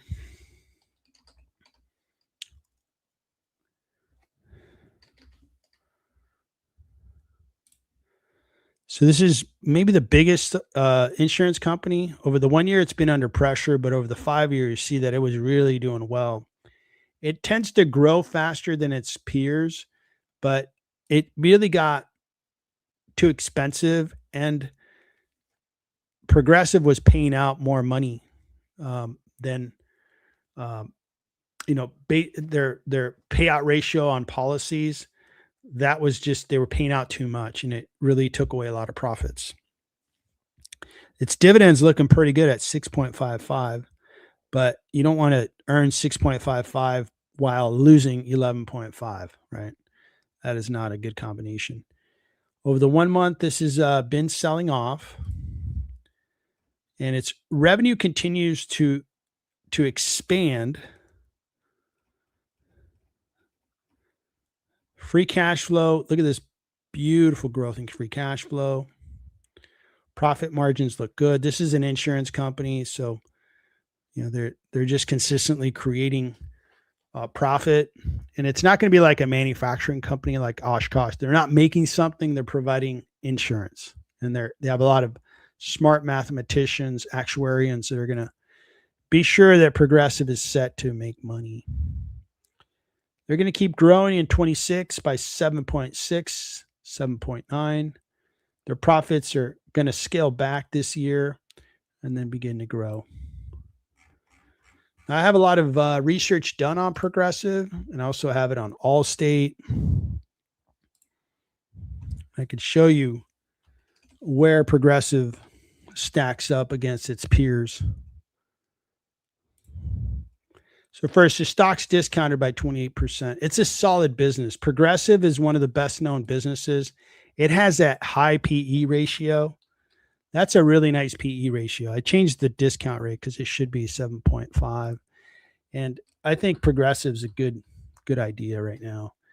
They're on the comeback. They are going to come back. They grow really well. This is a nice looking discount, and their free cash flows really drive very good performance. Now, when we look at insurance companies, you can see this over to the right of the screen. And here is Progressive. A couple of ratios you want to look at with insurance is PE ratio, return on equity, and then price to book. You want price to book to be as low as possible. And when I ranked these, which was probably a month or two ago, Allstate looked really good because they had a really low PE ratio. Return on equity was good, and it had a price to book that was lower than some. Progressive had the highest price to book. That was the one ratio that, I shouldn't say the highest, but close to the highest. Had the best return on equity, which looks good. The P ratio is looking pretty decent too. So Progressive's a good stock to buy. It's a good buy stock. I like Allstate. I think it's discounted better, but I could totally understand Progressive being a good stock. Can't argue with it. It's a good looking stock. And I like insurance companies. There's a reason why Warren Buffett buys insurance. He wants to make money, and he knows insurance companies know how to make money. So somebody asked about SGov. This is a Treasury bond, 3-month Treasury bond. What's the yield on this? 4%. This is probably going to drop, by the way. If you buy this, probably a year's time, it's going to be down to 3, 2.5. Because interest rates are dropping. So this is not something I would buy. I would probably buy long-term bonds that lock in 7, 8, 9% return versus short-term, because short-term, these bonds will refresh. It's short-term, 0 to 3 months. So in 3 months, it's been totally refreshed, probably with lower paying coupon rates. So this one here, don't be surprised that in a year's time, instead of us seeing a dividend yield of 4%, it's like 2.5. Well, what happened? Interest rates fell. So that's my comment there. Right now, bonds, you got to be careful. Long-term bonds where you can lock in a good interest rate, those bonds will actually pick up value as interest rates drop. And you would actually see that, oh, cool, I'm getting paid 5-6% in dividend or interest on bonds. We call it interest. And my bond value went up 10%. You're like, sweet. Held it for a year and a half. The bonds went up in value by 10%. And I was paid like 6% per year. That's good because it's a very low risk investment. All right, Paul, good to see you. Hope you're doing well. Happy New Year. If I haven't said Happy New Year. All right. So that's SGov. All right. Let's go over Flex. Just an update on the football game. The Tampa Bay Buccaneers hanging on to they're sitting in a good spot. We got 3 minutes and 55 seconds left in the game. The Buccaneers are leading 16-7, 9-point lead. They've been shutting down Carolina. They just had a hard tackle on a receiver. Yeah, Tampa Bay showed up to play. Looks like Tampa Bay is going to put themselves in a position to go advance into the playoffs should Atlanta lose tomorrow. Atlanta would have to lose. If Atlanta wins tomorrow, Tampa Bay wins, Atlanta gets to go. Paul.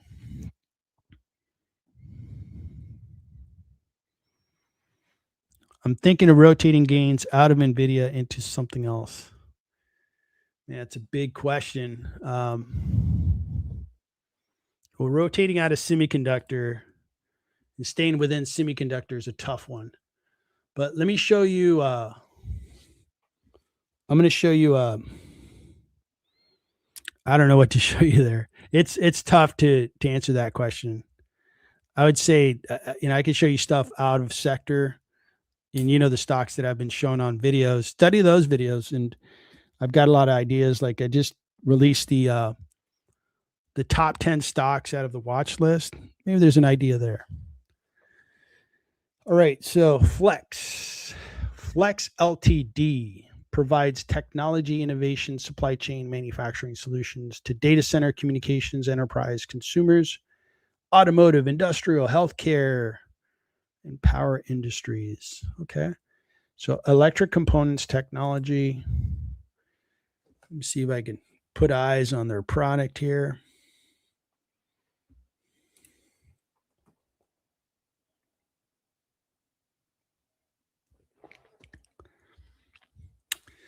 So they're helping with power supply into the data center. Well, that's got to be really popular right now. Yep. Right place, right time. Up 65%, up 254%. Wow. Incredible. This is a technology company, components, okay? So the $23.55 billion market cap, revenues of $26 billion, so 1-to-1. Forward P of 19.25, strong buy. So this is a surprise that they're not growing faster, right? You're in the data center, you're doing power components. Why aren't you growing? Like, let me show you what I thought you were going to look like. I thought you were going to look like this. Just crazy growth. Like, whoa, man, these guys are growing 100%. Instead, you talk a mean game, but then when I look at your revenue growth, it's like, whoa, where's the growth? You're not growing. During a time when data centers have been getting like built so fast, you're not selling your product. Why? Is your competition better? You're not growing very much. You're growing single digit, unimpressive. And your stock price has been flying off the charts. Everybody thinks you're the coolest company in the world, but you're not selling much more product. So the fundamentals are showing me that, well, maybe you're not the coolest company in the world. Cash flow has been growing nicely, 1.2 billion peak. Gross margins are really low. That's really low. Profit margin 3.3. Did I misunderstand this company? Could have sworn they said they were a technology company. So products. So busways. Some better power, liquid cooling. Got it. Components, automotive. Got it. Services, design. Okay. Okay. Yeah, I got the company right. They do products. Got it. So where's the growth, guys?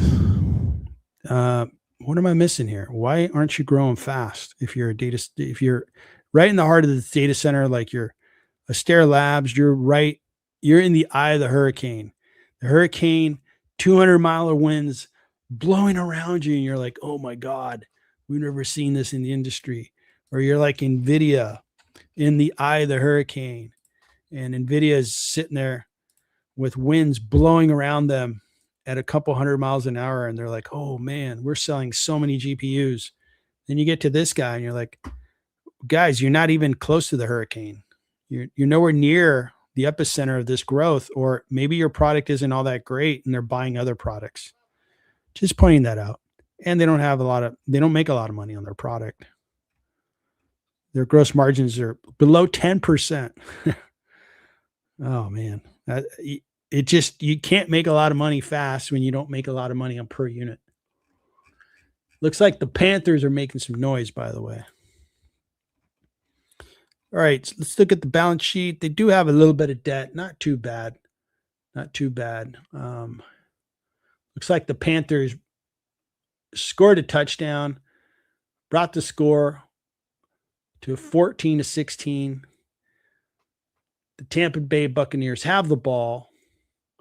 2 minutes, 17 seconds left in the game. Let's see who's going to pull that one out. All right, so this one here isn't probably going to price all that well for me. Let's take a look at a couple more things. So the forecast. They're not going to grow all that, fast. Decent growth. And profitability is expanding after contracting last year. So their P ratio is going to come down. That's where it should be based on their low gross margins. So this one here is like, headlines have caused the stock to do this 254%. Oh, these guys are going to be so important. They're going to grow so fast. They make so much money. And then you look at the actuals and you're like, nope, they're not making money. They're contracting. They have very low margins. It's like, okay, I'm not going for it. I'm not going for that misplacement of value. 1.2 billion. To me, they're worth about 18 billion, 12 to 18 billion dollars because of their low margins, and they're priced up at 23.55 billion. So I will pass. We'll see where these guys are in a year or two. And I'm willing to bet that that one's going to be priced much lower than it is today. Okay. SKT is Tanger, owner operator of outlet and open air retail shopping destinations. So these guys are REIT. Yeah. So these guys are a REIT. 1 year down, 5 year. Wow, look at that.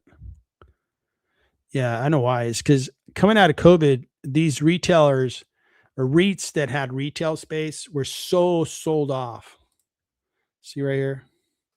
So we got these guys were on their way down. COVID hit and they really went down and they just recovered, but they're not at their all-time high. So that makes sense. Okay. Market cap 4 billion. Forward P is a little high, 32. I can find better PEs with real estate investment trust. Dividend 3.5%. Price target 8.7.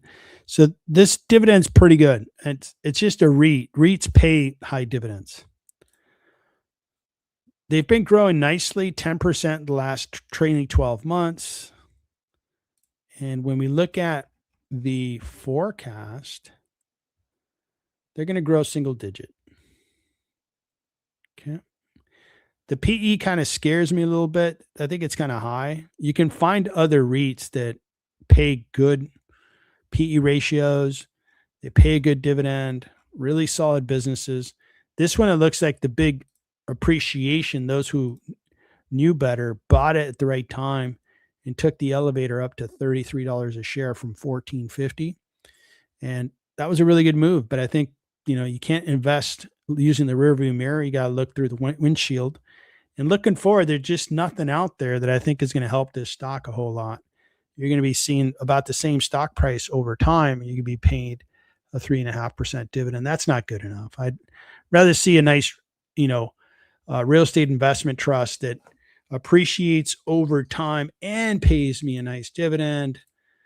Kind of like this, right? Up 63%, pays 3.7. That's what I want to see. So the max here, nice appreciation. So those are my comments on Tanger.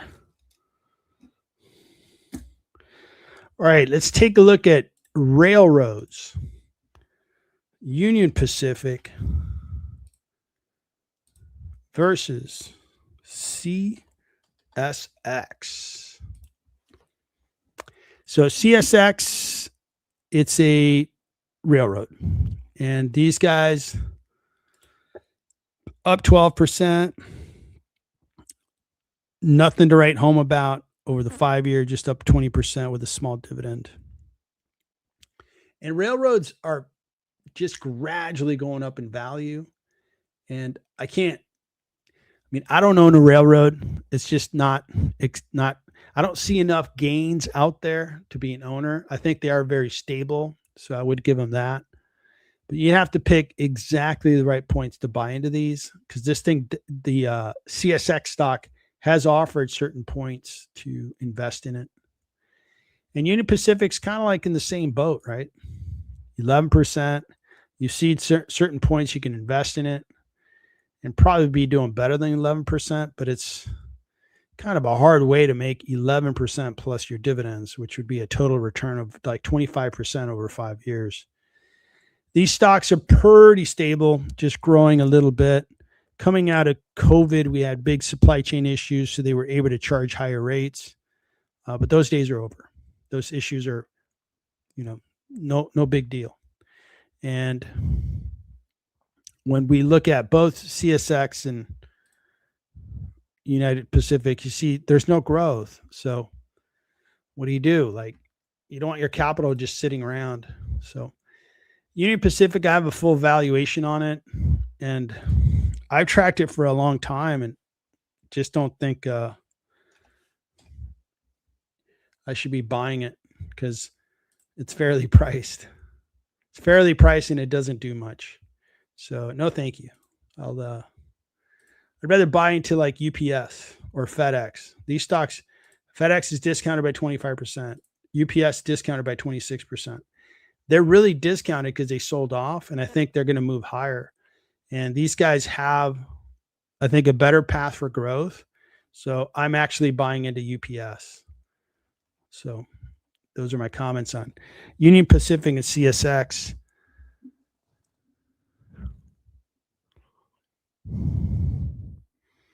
So you bought back in 2019. Okay. And if you're 19, Ben 10, great to have you as a member. What I would wish, like I have two sons, 21 and 25. I want them to own like the next NVIDIA, the next Google. I want them to own those kind of companies. And railroads, they were cool and exciting 100 years ago, if not 150 years ago. Those are really old industries that I don't think are going to build a lot of wealth. So for young investors, get good at finding those magical companies that own the future. They have a grasp on the future, which is being created as we speak. Those are the companies that are really going to accelerate your wealth creation. Take your 20 grand and turn it into 200 grand, turn it into $2 million, that kind of thing. So, all right. So we're going to move on. We covered the railroads. Let's talk a little Uber. That's kind of a logistics company. You're moving people, you're delivering food, and at some point they're going to be delivering packages. They actually do freight as well. $172 billion market cap. Over the 1 year, it's up 37%. Has a decent P ratio of 24 because it is a growing business. And Uber has the advantage of not having to put a lot of capital into their business to grow. So they're growing 18% on a $50 billion business. That's really nice growth. And they don't have to put a lot of capital. They can put more drivers if they decided we want 1,000 more drivers in Los Angeles. They don't have to hire anybody, and they don't have to buy any cars. They could just put all those, drivers into service, and voila, they have 1,000 more drivers in Los Angeles. So very low capital necessity, which then drives their free cash flow. And you see their cash flow has gone from negative to positive. And look how fast it's growing. It went from, let's call it 0 to 3.3 billion to 6.8 to 8.6. It's going to get to 10, 15, 20, 25. Awesome. I think Uber is going to be $1 trillion market cap company because of that reason. Its free cash flows are so dynamic and are going to build so fast. Profit margins 33%. Because they don't own any cars. They don't maintain any cars. The drivers do. They don't pay any drivers. They're gig workers. Genius. So 33% profit, 33 plus, they were growing at 18. Those two numbers together give me 51, well above the rule of 40. Excellent business. Rule of 40 being you add the revenue growth plus your profitability. In this case, it's 18 plus 31. We are in business, people. Really good looking company. Analysts, what are they saying? Well, they're saying, I don't know what everybody's talking about robotaxi. It's not going to disrupt Uber. They're going to grow 16% this year, 14.5. These are big numbers, $70 billion in 2027, 11%, 9, and then 8. They're going to be close to $100 billion revenue business in 2030. That's exciting. And their revenues are expanding. They're contracting this year and then expanding next year and then the year after. P ratio is supposed to drop, but it's not going to drop. It's going to stay in the mid-20s. You know what's going to change is the stock price. The stock price is going to go up, in my opinion. And when I look at Uber, to me, it's one of the obvious good opportunities because of its growth, its place in the market. It has a strong grasp on the future. I know we have stories around robotaxi, but, call me when robotaxis are actually have a small fraction of market share right now. And I've got it right here. I'm going to show it to you. So Uber, to me, is discounted by 63%. Discounted by 63%. This is one of the stocks I have a big bet on. I own a lot of shares. I'm good with it. Uber gives, and I think this is either per week or per month. Waymo has 0.013%. Okay, 0.013%, not even 1%, not even close to 0.1% market share. So once Waymo, and I'm a Google stockholder, so I'm not bad mouthing Google. Once they get maybe 1% market share, we can start talking about how robotaxi is going to disrupt mobility. But for now, let's just kind of call it what it is robotaxi is a cool idea, but that's all it is. It's not affecting Uber yet. So I'll just keep holding my shares. I own so many shares I don't buy anymore, but I would be more than happy to buy shares if they get discounted further, or if at the next earnings they surprises and they're growing even faster. So I am good with Uber. Fantastic stock, incredible business. Let's talk a little grocery business, because somebody asked about Sprouts Farmers Market. And it's been really sold off. I think we covered it yesterday morning. Look at that sell-off. Now, what worries me is Sprouts has got these competitors, and it is final. The Tampa Bay Buccaneers have defeated the Carolina Panthers. So tomorrow, the Atlanta Falcons, if they win, Atlanta Falcons go to the playoffs. They lose, the Buccaneers are in with a 8-9 record. So nothing to brag about, but hey, they would gladly be in the playoffs and maybe eventually be a Super Bowl winner with a regular season record of 8-9. They wouldn't care. They'll take the championship trophy. We'll see where they get, what happens tomorrow, and if Atlanta is going to punch their ticket to the playoffs, or if they're going to lose and let the Buccaneers advance. All right, so let's keep rolling on Sprouts Farmers Market. They have a smaller footprint kind of style of their stores. Looks good. They resemble Trader Joe's in my mind, but they have a lot of competition. They have competition from Kroger, an existing, company, Amazon with Whole Foods and Amazon Fresh. And Amazon is really bolstering its food or grocery delivery. They have competition from Target, Walmart, just a lot of competition. And I think that's beginning to be in the minds of investors. For a while, this thing was really cranking up because they are growing faster than typical grocery stores. $7.85 billion market cap. P ratio looks pretty sensible. They're going to keep growing. That looks good. And the forecast looks good on growth. Their growth in 26, almost 10%, 9%. That looks good. Very good growth. In the grocery business, that's very good growth. Profits are going to expand. When I value Sprouts, it is discounted. So 34% discount.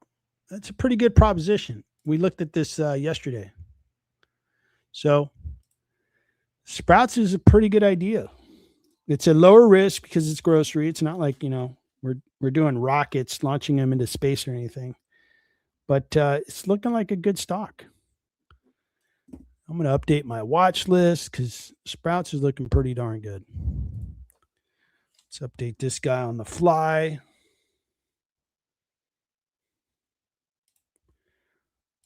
Do I not have it here? Well, look at that. Got to update that. So these guys are a consumer staple company.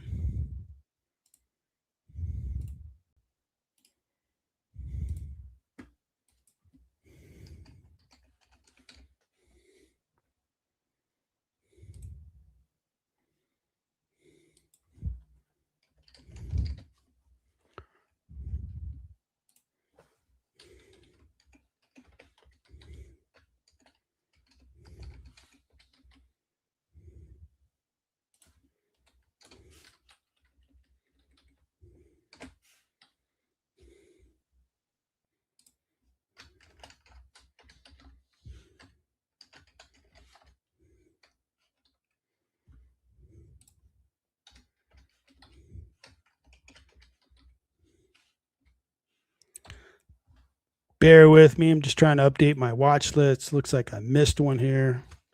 I'm glad I caught myself. Can add Sprouts in there. I'm going to watch this stock because I like what I'm seeing. I own Kroger. I like Kroger, but the proposition from Sprouts is pretty darn good. I like their growth. I like where they're headed. I don't believe in like certain businesses like Amazon. You know, they've been trying to do grocery for what, 25 years, haven't really mastered it. And Walmart, that's for the Walmart shopper, but I think a lot of people that care about, what they eat, they really like Sprouts, like Trader Joe's. A lot of people like Trader Joe's. So I like what I'm seeing there. I'm going to highlight this just to remind myself that I got to come back and reanalyze this puppy because it's looking good. Sprouts Farmers Market. MBIN. What is that one all about? Merchants Bank. So somebody asked, and maybe it's the same person that asked here. Who asked about MBIN? I don't know who asked, but over email, one of our members here asked, hey, are regional banks going to be a good play in 26? And the answer was yes, because lower interest rates, you don't have to pay depositors as much money. These guys, Merchants Bank Corp operates as a diversified bank holding company in the U.S. Multifamily mortgage banking, that's going to be good. Mortgage warehousing and banking. Okay. So they're sitting on loans that are gaining value because they may have a loan where they lent out the money at 9% and rates are dropping. So they're like, sweet, we're locked in with somebody who borrowed money for 10 years at 9%. And now everybody's refinancing at 7. So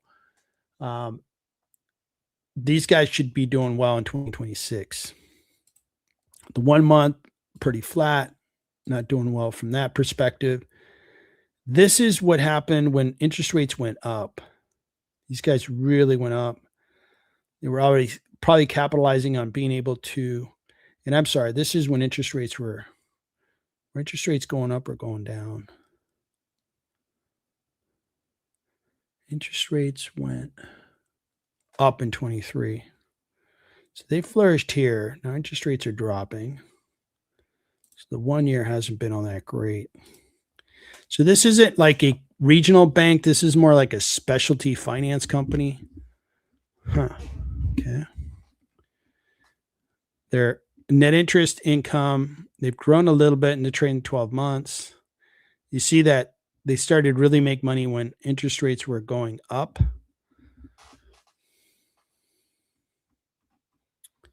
All right.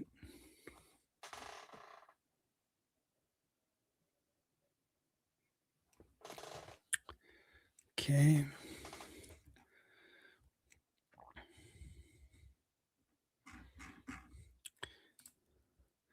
So 3 analysts cover it. They think it's discounted by 19.5%. The analysts that cover it, 5 of them think there's going to be good growth in 26, good growth in 27. PE ratio is super low. Do they pay a dividend? 1.2% dividend. So this one here, I don't have an opinion on because it's not a bank. I'd have to understand, okay, how do they make money? How would they benefit or how would they be hurt by a low risk environment, or excuse me, low interest rate environment? So they do multifamily lending. I understand that. Those are like apartment buildings and stuff. Okay.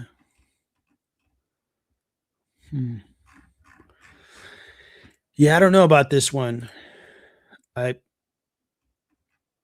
it was a bank, I can go to book value. Have these guys been expanding their book value? Yeah, they've expanded it real fast. So that looks good. So their book value per share is $36. Their current stock price. That's good. I mean, their book values above their share price, which is less than 1. That's better than most banks. So that looks good. So it looks like a good idea. I'm surprised they don't pay a higher dividend. And I would just do my homework on how will interest rates affect merchants banks. Let's ask Gemini, see if Gemini is up to the task.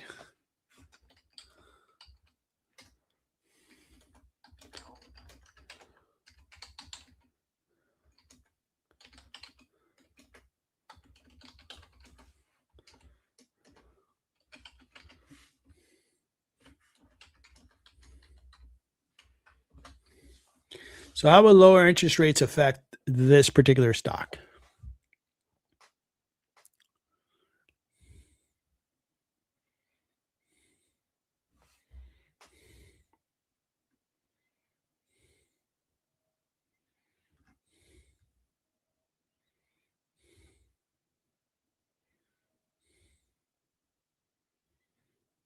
So I'm reading here.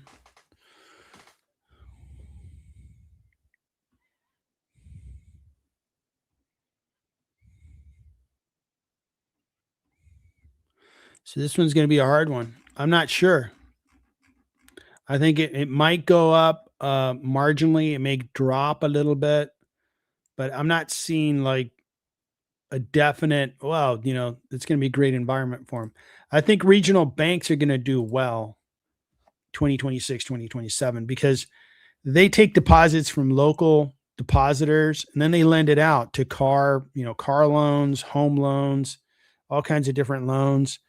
And that net interest margin is going to be good for regional banks. They have very low pricing too for regional banks, meaning you get a very low PE ratio, very good book value. So I would really focus on book value and PE ratio. Let me show you some big bank valuations, kind of get your head around banks. I've invested successfully in JP Morgan, made very good money on JP Morgan, sold it. And then I bought into Citi, made a lot of money on Citi. Wonderful. I'm not ready to sell it yet, but when we look at Citi, its price to book is 1.09. JP Morgan's 2.66. You want this as low as possible. And the book value that we just saw on merchants is below 1%, below 1, excuse me, not percent, just 1. And that ratio looks really good. The P ratio is also very good. This one was at 7.3, so that looks really good. It would be one of the lowest. So from those two factors, it looks good. I just don't know if their business is going to flourish, grow, or be hurt by these low interest rates. And that's the homework item I would leave with whoever was interested in MBIN. All right. So the San Francisco Seattle game will start in 15 minutes. All right. So we're going to look at OZK. So these guys, Bank OZK operates as a full-service Arkansas state chartered bank. This is a regional bank. Okay. So regional bank. Okay. So we know where to go, right? So 5.3 billion, nice dividend, nice high dividend, very good. And discounted. 1 year, 5%. Looks pretty decent. If you're collecting 3.7 for 5 years, that'd be close to 20% of dividends plus 50%. 70% ain't bad. Okay. And now these stocks could really move, right? You see these moves on these stocks. Right now, this isn't too high priced. So that looks good. Net interest margin is what we're looking at. They want to make this as high as possible. Now, these guys won't have to pay depositors that much money because interest rates will be lower. And what they're hoping is low interest rates mean more volume, more transactions, home loans, car loans, all those things that people want to loan to buy. Now let's take a look at the book value and see where it is, see what their price to book is going to be. And see how it's grown. That's very good. That's a healthy bank. It's growing its book value. Book value is the value of the assets. We own all these loans, all these things that we can sell. You could sell loans, right? And right now it's $51 per share, and their stock price is 47, less than 1. Looks good. That looks very good. What's their PE ratio? Forward PE ratio 7.6. Looks good to me. They're going to be growing a little bit. Looks like an adjustment year followed by a good year. This is looking good to me. So I like what I'm seeing on Bank of Ozark, or OZK, excuse me, not Ozark. Looks good. Regional banks should do well. I like that dividend. I like where this thing's headed. Went up nicely yesterday. Not all bid up. Looks good. Somebody asked about Big Bear AI. Now, again, like the company earlier today, this whole AI thing, I think it was Flex. Oh, man, they do components for the data center for power. They must be booming. And then you look at their revenue growth and it's like, they're not. It's just a bunch of speculation and a bunch of hearsay. I think we're going to see some of that here. Let me show you. The 1 year, look at this. Look at this volatility. Woohoo. Put on your chin strap, because we're going from $3.70 up to almost $10. And then we're going to drop to $2.40. And then we're going to go up to $7.78. I mean, just crazy volatility. And this is a $2.55 billion market cap company with revenues of $144 million. So you are paying up for this stock. You're paying 17, 18 times sales, which is expensive. You're not making any money. This company doesn't make any money. Analysts think it's discounted. Okay, so here's where it's like, what? So AI is booming. Growth, 23. No growth. No growth. First, training 12 months, contraction. It's like, what? Wait, you're Big Bear AI. You have AI in your name. Why are you not growing? Maybe because it's just a cool name without a whole lot of fundamental value. The bones are super weak on this stock, right? You see my point. Like, you're in AI. Why aren't you like NVIDIA or Astera Labs? Why aren't you doing this? Why aren't you growing 136%? You're Big Bear AI. Yeah, because people don't really want our technology. That's probably it. So they do this solution. And again, top line growth tells me, do customers like the technology? Do they like the product? Are they buying more of it? Are more customers coming to buy more of it? And the answer is no. Even though we're seeing a one-in-a-lifetime event in AI, these guys are not able to sell their product to more customers, and customers are not buying more of their product, and customers are not willing to take price increases. That's really bad, because other businesses that are tied to AI are doing that, and they're doing it in a big way. So this one's like, how much money are investors going to lose on this one?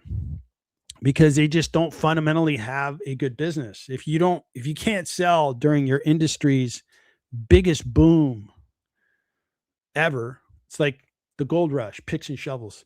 Nobody's buying your picks and shovels here. Okay. And let's take a look at the other metrics. Low margins, highly unprofitable, like just burning money. Just, they created a big pile in the parking lot of dollar bills, like $100 bills. They're just throwing them in there. So this one here is just going to be rough. Really interesting. Interesting to see that. Who cares about fundamentals? Who cares about financials? I do, because I really want my capital to keep growing year after year after year. That's why I care. So Big Bear AI, look out. Probably going to crater into the surface of the earth at some point. Man, did we cover some ground? How many stocks did we cover? 2, 4, 6, 8, 10, 12, 14, 16, 18, 20, 22, 23 stocks. Marathon stream, 23 stocks analyzed, taking a look at. We are just cranking.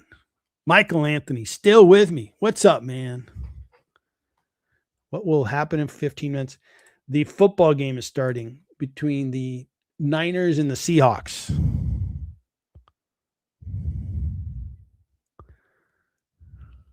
All right, so we added a couple stocks to the watch list today. Thank you. How many stocks am I up to here on the watch list? We are up to 352 stocks that I've analyzed and recorded. You want access to all this research, all this valuation, opinions, research on stocks. Become an advanced member. You get access to this repository where you could easily say, hey, what's the value on Meta? What was the research done on Meta? Here you are, 26%. All right. And what's the value on Robinhood? Well, here it is. Here's the date it was done. Over 350 stocks on this repository. And if you become an advanced member, you get access to this in the shared folder. You also get access to the actual model itself, a working model. So take a look, become an advanced member. And what I'm going to release to super investors is a full working watch list with all these discounts. And super investor members will also see a real-time update of this repository, and they will have access to my portfolio real time. Like if I buy stocks, it'll appear on their view. They'll be able to see what I'm doing. That's one of the things that I wanted to give super investors is they really want to know what I'm buying and selling, so they get to see that and take a look at the super investor level if that's something you would want to see. And of course, on live streams, you guys get to ask about stocks, like Ben 10 asking about DocuSign, RM Laughlin. You want to look at Conagra? Let's do this.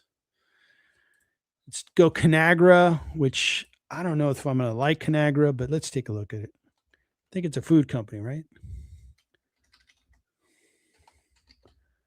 Yeah, Conagra Brands. Oof, not pretty. Not pretty. Okay.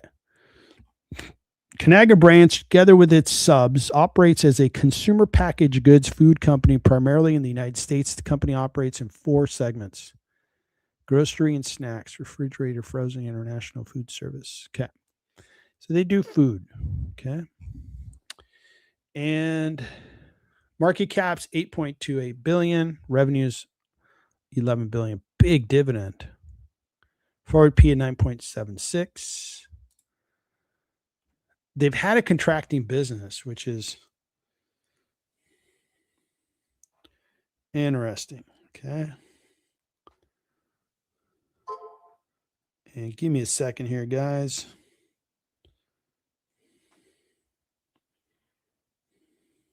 Okay.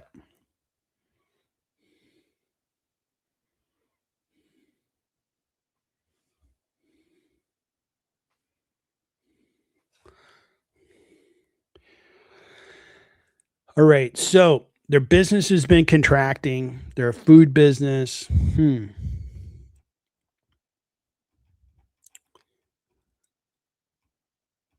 Their free cash flow went up and then it came down, but it's still positive. That's good. Gross margins have come down a few points. And right now they're operating at a small loss. Free cash flow yield is almost 8%. So this is a pretty steady Eddie stock. Their dividend is really high right now because the stock price has been so sold off. Let's look at their forecast.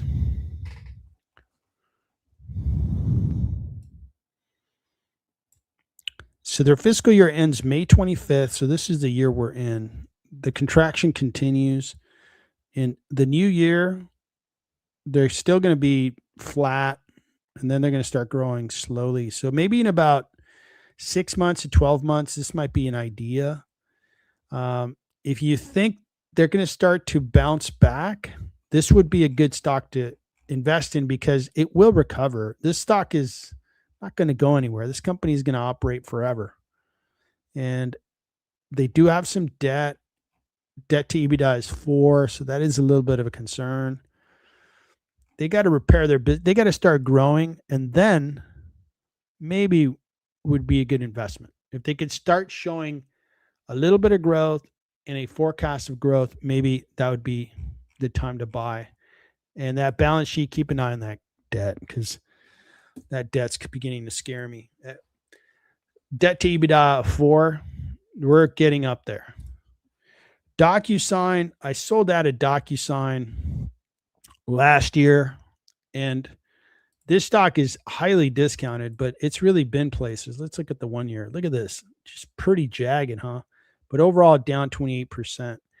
Now, some of the positives is really profitable business. They continue to grow 8 to 10% per year. Really low PE, discounted according to analysts. Can't argue with that. But the weaknesses are that they are a kind of a single product company. They do digital capture software, signature capture software, and that's all they do. So they got to merge with another business. They got to do something to make themselves kind of broader, bigger, and be able to sell into bigger enterprises and so forth. The growth looks okay. They continue to grow. But, they got to merge with somebody, or they got to do something to make themselves bigger and stronger. Profits are great, but it's just the market's like just leaving it off to the side and saying, yeah, you're just not interesting enough. So I sold my DocuSign stock, sold it at a gain, bought it at the right time, but I'm glad I sold it. All right. So that was an awesome stream, everybody. Thanks for doing it with me. We're knocking on the door of 3 hours of streaming. All right. So a couple things on my channel. I released this video publicly. This was like the 3 best ideas that I had on December 3rd. Hopefully you enjoyed that. And I think financial stocks, this went public. I released several videos to advanced members. Hopefully you're enjoying that. And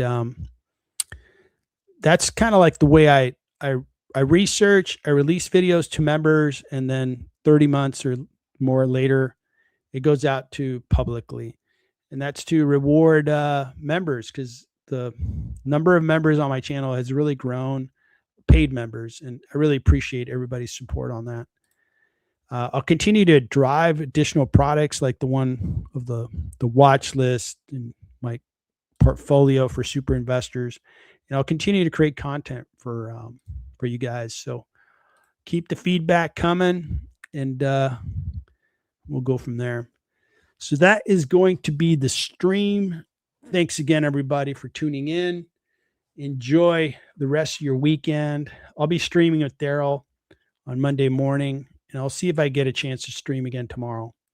Everybody have a good night. Thanks for your time today. Thanks for all the stocks that were recommended. You guys take care.